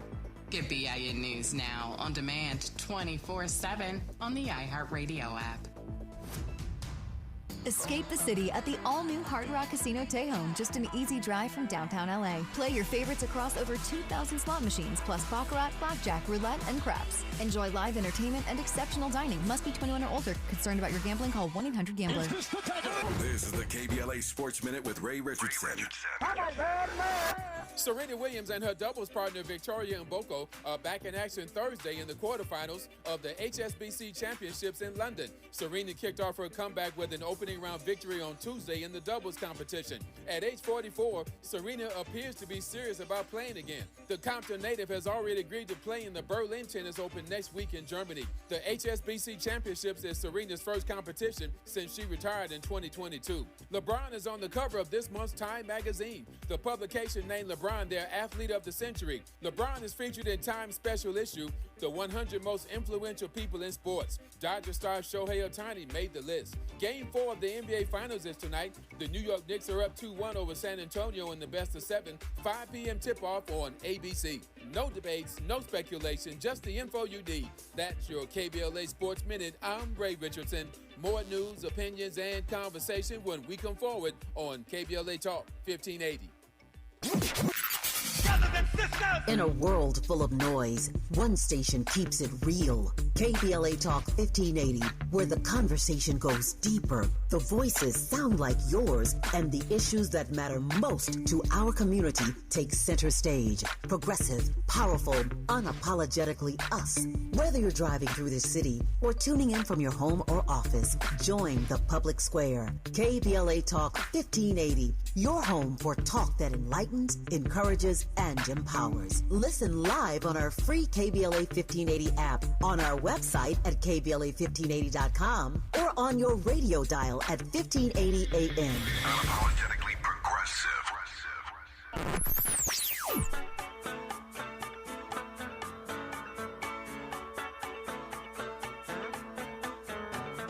This is KBLA Talk 1580. Talk radio that's music to your ears. We're unapologetically progressive. KBLA Talk 1580. Celebrate a legend in the Lakers dynasty on Shaquille O'Neal bobblehead night Saturday, June 20th, as the boys in blue take on the Orioles. The first 40,000 fans in the stadium will take home an exclusive Shaquille O'Neal bobblehead. For tickets, visit Dodgers.com/promotions. All I need is one mic. With a KBLA Talk 1580 editorial, I'm Tavis Smiley. It's high time that we say the quiet part out loud about what we consider a disgrace, an absolute disgrace to the people of South Los Angeles. Destination Crenshaw, or as I call it, Procrastination Crenshaw, was supposed to be a 1.3-mile celebration of Black Los Angeles. Pocket parks, commissioned art, a cultural corridor along Crenshaw Boulevard, stretching from our studios in Leimert Park down to Nipsey Hussle Square. It was set to complete in 2022. That's right, 2022. We are now in 2026, and the Crenshaw community is still waiting. A grand opening was announced for February 2024. That date passed with not a single artwork installed. Then we were promised that construction would be completed by the end of 2024. That date came and went. Our understanding is that as of last fall, the 8th Council District Office was still scrambling to raise additional monies just to restart the project, which has been paused again and again. But here's what makes my blood boil. City officials had the nerve to tell this community the delays are, quote, a necessary inconvenience, close quote. A necessary inconvenience? First of all, who are you talking to? Second, go tell that to the black business owners who have been coping with construction chaos, breathing dust, enduring years of road closures and the scarcity of available parking, confronting unsanitary conditions, losing customers and revenue, all while the project they were promised still sits unfinished. They wouldn't let a project sit this long in any other part of this city. And for what it's worth, our elected official just happens to be the president of the LA City Council. Meanwhile, the city is laser focused on sprucing things up for the World Cup and the Olympics. Please, if this corridor were in Brentwood or Beverly Hills, it would have been completed on time, on budget, and on the cover of every magazine in town. The Crenshaw community deserves better. They deserve the truth, and they deserve what was promised to them. Now, right now. Not when it's convenient, not when the cameras are rolling for the Olympics. Now, this isn't incompetence, this is a pattern. And at some point, neglect becomes a decision. With a KBLA Talk 1580 editorial, I'm Tavis Smiley. As always, we welcome your feedback.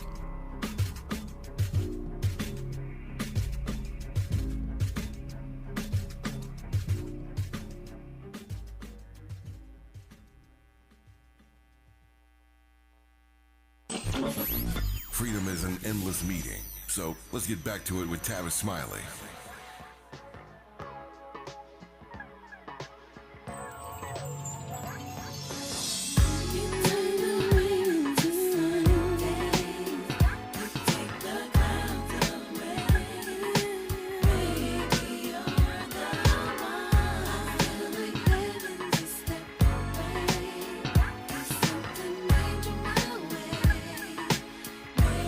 Kevin Olusola is here, and Donovan Dee Donnell are here. Their book is called Designed to Succeed, a faith-driven blueprint of building the life you were created to live. And speaking of faith, it's Faith Heavens, all 3 hours of our show today. As we continue our celebration of June as Black Music Month, we're tapping into all the genres and choosing a different artist of the day every single day in the month of June and playing the best of their catalog, at least as much as we can squeeze in. As my friend Prince always said, so many hits, so little time. So we can't do justice to anybody's catalog in 3 hours. We're doing our best, though. We had a chance to talk to Faith in our second hour, so that made this day just a little bit brighter. But I'm, again, delighted to have Kevin and Donovan in studio. The book, once again, is called Designed to Succeed, a faith-driven blueprint to building the life you were created to live. And what a great and fire hour this has been so far, as I knew it would be. All right, so in music, which is what you do, Kevin, you guys have hooks. In radio, we have cliffhangers. Yes, sir. So you leave them hanging on the cliff, and hopefully they stick through the break and they come back to the rest of the story. So you were right at that key part of the story. Your dad had come to see you, and then your dad left. Pick up the story where you left it. Yeah, so he left, seeing everything that I was doing and where I was living. He goes and he sends me this text that Brexley says, I have worked my whole life coming out of Nigeria to give you everything, to pay for the best schools so that you could be your best. Is this the life you really want to live? Please reconsider. And I felt terrible because I was like, I don't want to dishonor my father and everything that he's done. But I texted him, I said, everything that you've done for me and everything that you've instilled in me from values, I have never forgotten. Mm-hmm. I'm just using it in a completely different place. Just trust me and trust my process. Mm-hmm. Literally 3 years later, I remember we're on the Grammy stage singing with Stevie Wonder, That's the Way of the World for Earth, Wind, and Fire. Mm-hmm. And then immediately afterwards, we're giving Ed Sheeran his Grammy for Thinking Out Loud for Song of the Year. Mm-hmm. This is a funny story. I get back down. I sit right next to my father. And he goes, congratulations on your Grammy. Are you going back to medical school now? And I'm like, Dad, did you not just see me on stage with Stevie Wonder? You gotta be crazy. And then he lets out this big laugh. He's like, I'm just proud of you, son. I'm joking. Congratulations. So he finally came around. But it took some time, but I'm grateful for my parents. Twice now you have used this phrase, trust the process. Yeah. I want to give you a chance to respond to what you mean by that, what you've learned about that. And want to give Donovan the same opportunity to respond to this notion of what it means. That is a phrase that we hear all the time. Everybody says, trust the process. I was just saying to somebody literally a couple of days ago, Bishop Charles Blake, now retired from the West Adventist Church of God in Christ, my dear friend Bishop Blake, his son now pastors that church, as you know. But Bishop Blake preached a sermon years ago I never forgot, and his theme was, his subject that day was, when you can't trace his hand, trust his heart. When you can't trace his hand, just trust his heart. One of the great sermons that Charles Blake ever preached. Here we are talking about trusting the process. So when you say, and you first, Kevin, when you say trust the process, what do you mean by that? I think God is he's so keen on making sure that he's put so much inside of us so that when we finally stand to do what he's called us to do, we have his character and we have his heart. Mm-hmm. And that's a longer process than I think a lot of us kind of seem to understand. Like when you think about David, when you think about Daniel, when you think about Joseph, like these are long processes for these people to get to where they are, but their character was fortified and forged in the fires that they went through. Mm-hmm. So for me, trusting the process is God already knows where he wants you to be, and he's designed you for that success for your world. But for you to get there, trust his heart, like you're saying, because he's trying to put a certain type of person and character in you so that whenever you finally stand on that stage, you're doing it expressing his heart to everybody. It's not about you. It's about everybody else. D, you're up. You know what? First of all, I just want to shout out West Angeles because I went to their school when it was still there. So, 1995, I did get the Charles E. Blake Award. All right. Yeah. I know we were connecting those dots. But I like we that. were connecting the dots. I like that. So the process is beautiful, man. I think that for me as a life coach, we always talk about verifying the process before you trust it. And I think that it's easy for me to trust the process because I know who wrote my process. And I think that's a very key point that a lot of people miss. They don't verify the process. So for me, right, doing this book with Kevin, I came up with this mantra that keeps me aligned because that's what all we talk about in the book. And for me, it's BET. right? Be honest, embrace authenticity, trust the one who got you there. And so for me, that last T of trusting the one who got you there is also the one who wrote the process. And the process for me is the part where I should have the most fun. Because the process for me is less about acquiring and it's more about the revealing of who I already am, because that's what God spoke to me. You'll never know who you are until you have to live without. So for my process that he wrote for me has been about removal to show how fearfully and wonderfully I've been made. And so I think that when I say trust the process, I'm saying enjoy it, because the one who wrote it for you loves you beyond belief. We connected all kind of dots here. Now we got BET in the story. Where Tavis's career started. We're not going there though. I want to tap into your expertise right now here quickly, D. For those who are trying to make sense of this, in your field, in your lane of life coach, you teach us to verify the process before we trust the process. Give me that linear, make that connection for me. All right, so what we put in the book was called the Verify, Purify, Occupy. Okay. Right, verifying your beliefs to identify like where did they come from. In life coaching, sometimes even in therapy, we identify, hey, who taught you that? Where is the first place you got exposed to that? Because we believe that the way that what you believe drives your behavior, and your behavior creates your reality. And so we always start with verifying the belief. Who told you that that's as far as you could go? Who told you that that was an option for you? Who told you that was a good idea? Once we go there, we go from verify to purify. Purify is where we purify your intentions. Why do you want it? You know what I'm saying? Now that we verify where it came from, why do you want it? Does it align with who God said that you are? Let's purify it and saying, hey, I am a vessel of this gift. To go through this whole process. And usually once you finish to verify and to purify, you're in a place of understanding, I know what I should let go of, what I should hold on to. I know who I am. I know why I should pursue this. Now I need to occupy faith and courage. Because oftentimes people have gone through the process of verifying, they've gone through the process of purifying, but they haven't taken a step yet. And that's because they lack courage. So again, this is the part where the process begins, stepping out on faith, trusting the one who just purified you, who just verified you, and now you're walking out in faith and courage, knowing that your intentions are good, and you know that you're believing the things that are actually for you. I have a bright audience across the country, and they listen to this program as intently as I do, so they know what I'm about to say here.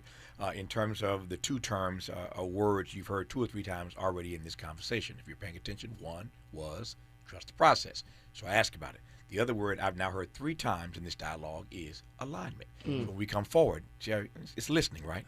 It's what I call charitable listening, generous listening. The better you listen, the better you are at this, the better you are at everything if you listen better. My Big Mama said all the time, there's a reason God gave you 1 mouth and 2 ears. It's all about charitable and generous listening. And I've heard that word alignment 3 times now in this conversation. So we're going to have to let them unpack this notion of alignment when we come forward talking about the new book, Designed to Succeed, a faith-driven blueprint to building the life you were created to live. The Kevin, Donovan, and Tavis show continue when we come forward. From the work with love, this is Tavis Smiley. Let's celebrate. Y'all did it! Loving each other, needing each other. Hey, Los Angeles, KBLA Talk 1580 is turning 5, and we're celebrating in a big way. Oh my God! Join us Friday, June 19th, Juneteenth, 4 to 7 p.m. at the Beehive for our 5th anniversary bash and Juneteenth celebration. We're talking surprise celebrity guests, a special presentation, and a major announcement you will not want to miss. I can't wait to hear it. Plus, live music, dancing, games, and enough food and drink to keep the party going. Yeah, that's what I'm talking about. Of course, you're welcome to bring your own picnic basket, blanket, and lawn chair. And the best part, it's completely free. But here's the thing. You've got to sign up in advance. Space is limited, so don't wait. Head to KBLA1580.com right now and lock in your spot. Friday, June 19th, The Beehive, KBLA Talk 1580. 5 years strong, and we're just getting started. Happy anniversary, KBLA! Yeah, man! My mom has decided to learn to paint, and she's good. My dad's now into creative cuisine, and I've already put on 6 pounds. Learning new things comes with age. My mom? She started forgetting my name and what we're talking about. Forgetting well-known things doesn't. Memory loss may be a sign of Alzheimer's disease. Early detection gives you and your loved one time to plan for the future. Learn the warning signs of Alzheimer's at 10signs.org. Brought to you by the Alzheimer's Association and the Ad Council.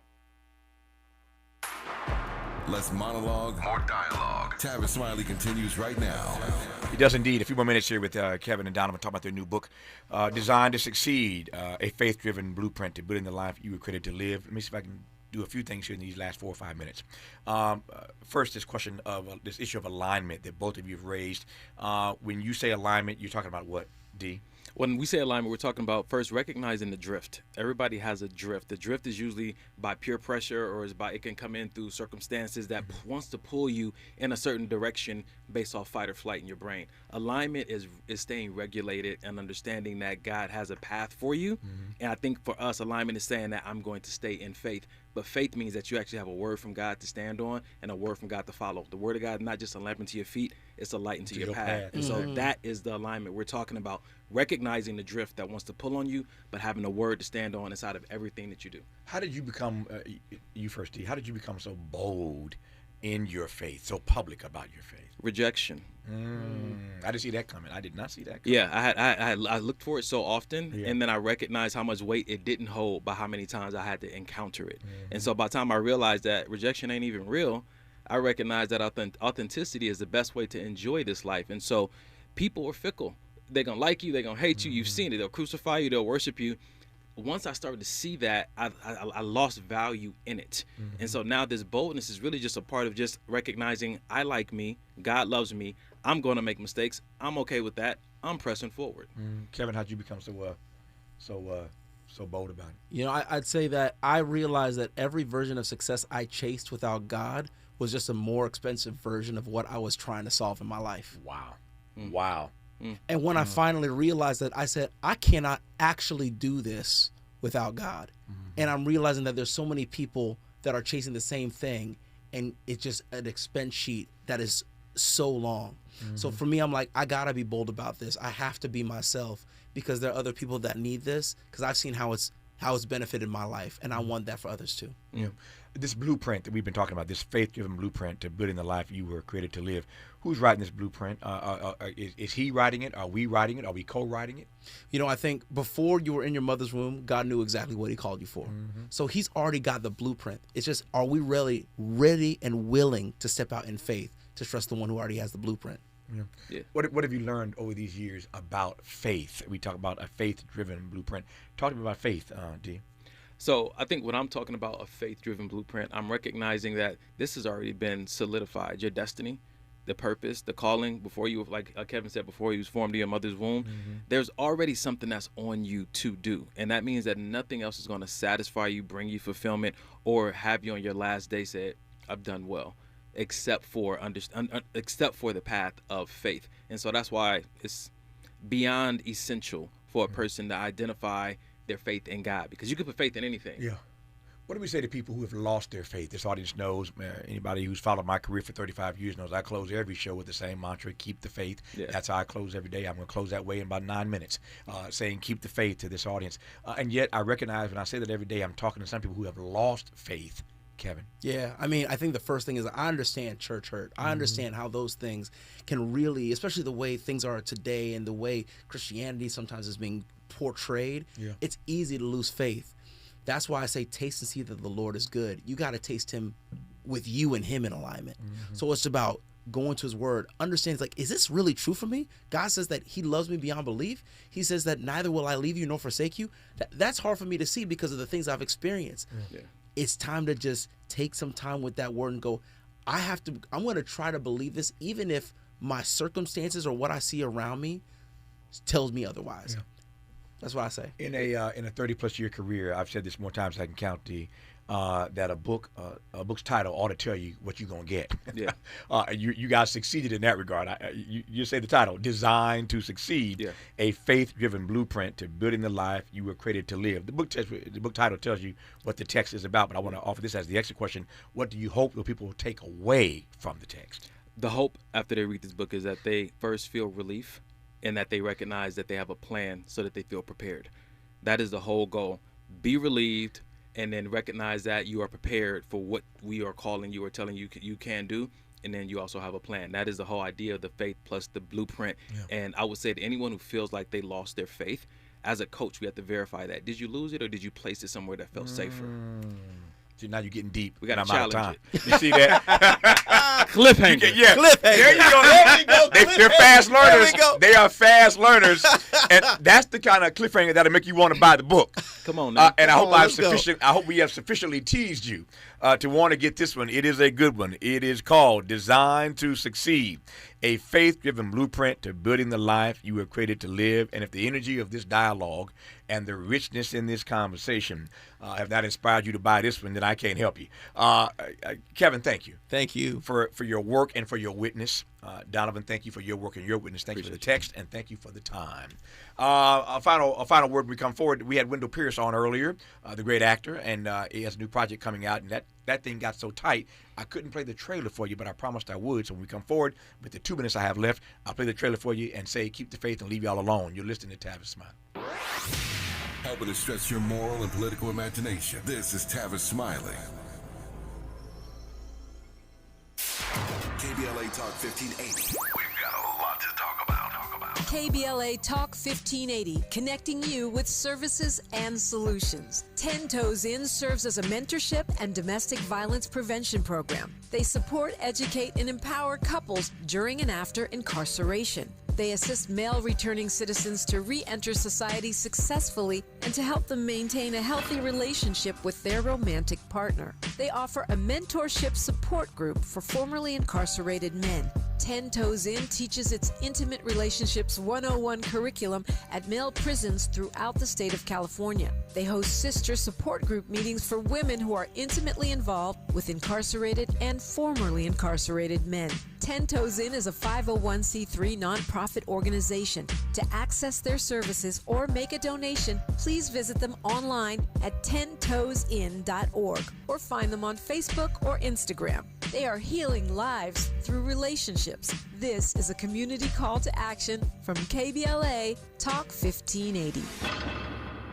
Do you owe $10,000 or more in credit card debt or personal loans? With credit card debt at all-time highs, Debt Relief Advocates is urgently notifying consumers of debt relief now being made available, designed to aid consumers with out-of-control credit card debt. Those who qualify and enroll for this relief program will only have to pay back a fraction of what they owe. This is not bankruptcy or a debt consolidation loan. This is a relief program that credit card companies would rather you not know about, as it ends your debt nightmare and saves you lots of money. Consumers owing at least $10,000 in credit card debt or personal loans can now take advantage of this debt relief as the cost of living skyrockets. Debt Relief Advocates has established a relief hotline for you to call to learn what debt reduction you may qualify for, so don't wait. For this free information, call the Relief Hotline at 800-505-8991. 800-505-8991. 800-505-8991.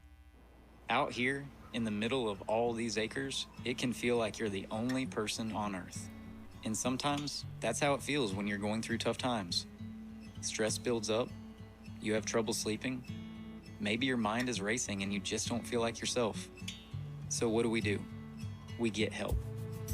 Lots of people are struggling with their mental health. It's more common than you think. The good news is, there are people in our community who are here for us when times are tough. Sometimes, just talking to someone can make all the difference in the world, so we don't feel so alone. One thing you can do is visit loveyourmindtoday.org for simple steps you can take to find the right solution for you. Whether it's hearing stories about what other people are going through, or finding the resources we need to navigate the stresses in our lives. Visit loveyourmindtoday.org. That's loveyourmindtoday.org. Brought to you by the Huntsman Mental Health Institute and the Ad Council. More honesty than you can handle. More empowerment than you can imagine.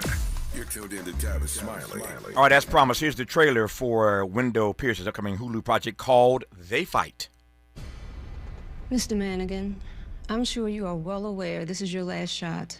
Please tell us, what are your plans for your life? You have a life to kill. At least try to do some good. Even if you lose, man, you gotta fight back. You walked him in here. I'm expecting you to help me train him. Coach, I ain't no damn babysitter. I know who you are. You got no home, nowhere to go, but this gym keeps calling you. Slim say you used to be great. Nobody remembers the corner man, just the fighter. Ain't got too many places for these kids to go. They're gonna close it like they close everything else. DC would always compete at the Junior Nationals. I'll make a deal with you. If y'all can see past my mistakes, I promise you I'll give you everything I got. Lock in! Lock in! Lock in! Lock in! Lock in! If you ain't trying to get it on, what you pursuing for? Please, can I come home? You gotta do the work first. Whatever happened to you, I'm really sorry, Coach. I'm trying to be a living legend. I found my fight again. It's in each and every one of y'all. Let's go out with a bang, Slim. Young amateur fighters are stepping into the ring today, displaying pure heart and hustle. Come on, man, move your feet. Yeah. It's time to lock in. Yes, Coach. Let's get it. Come on.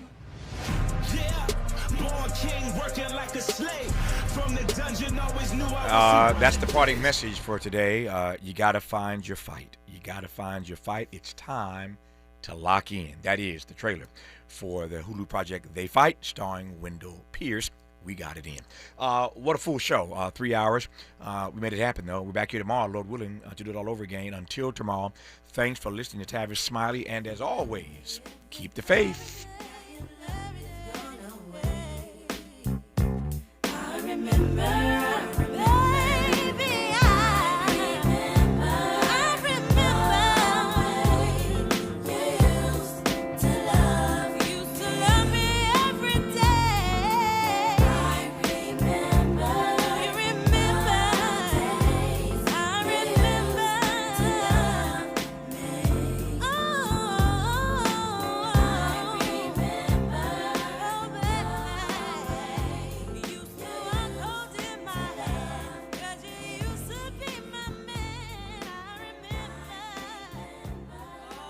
KBLA 1580 Santa Monica.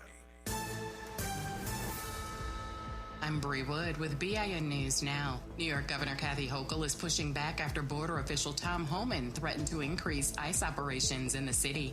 We are very focused on helping communities be safe, and local law enforcement should be working with ICE to help remove criminals. Hochul said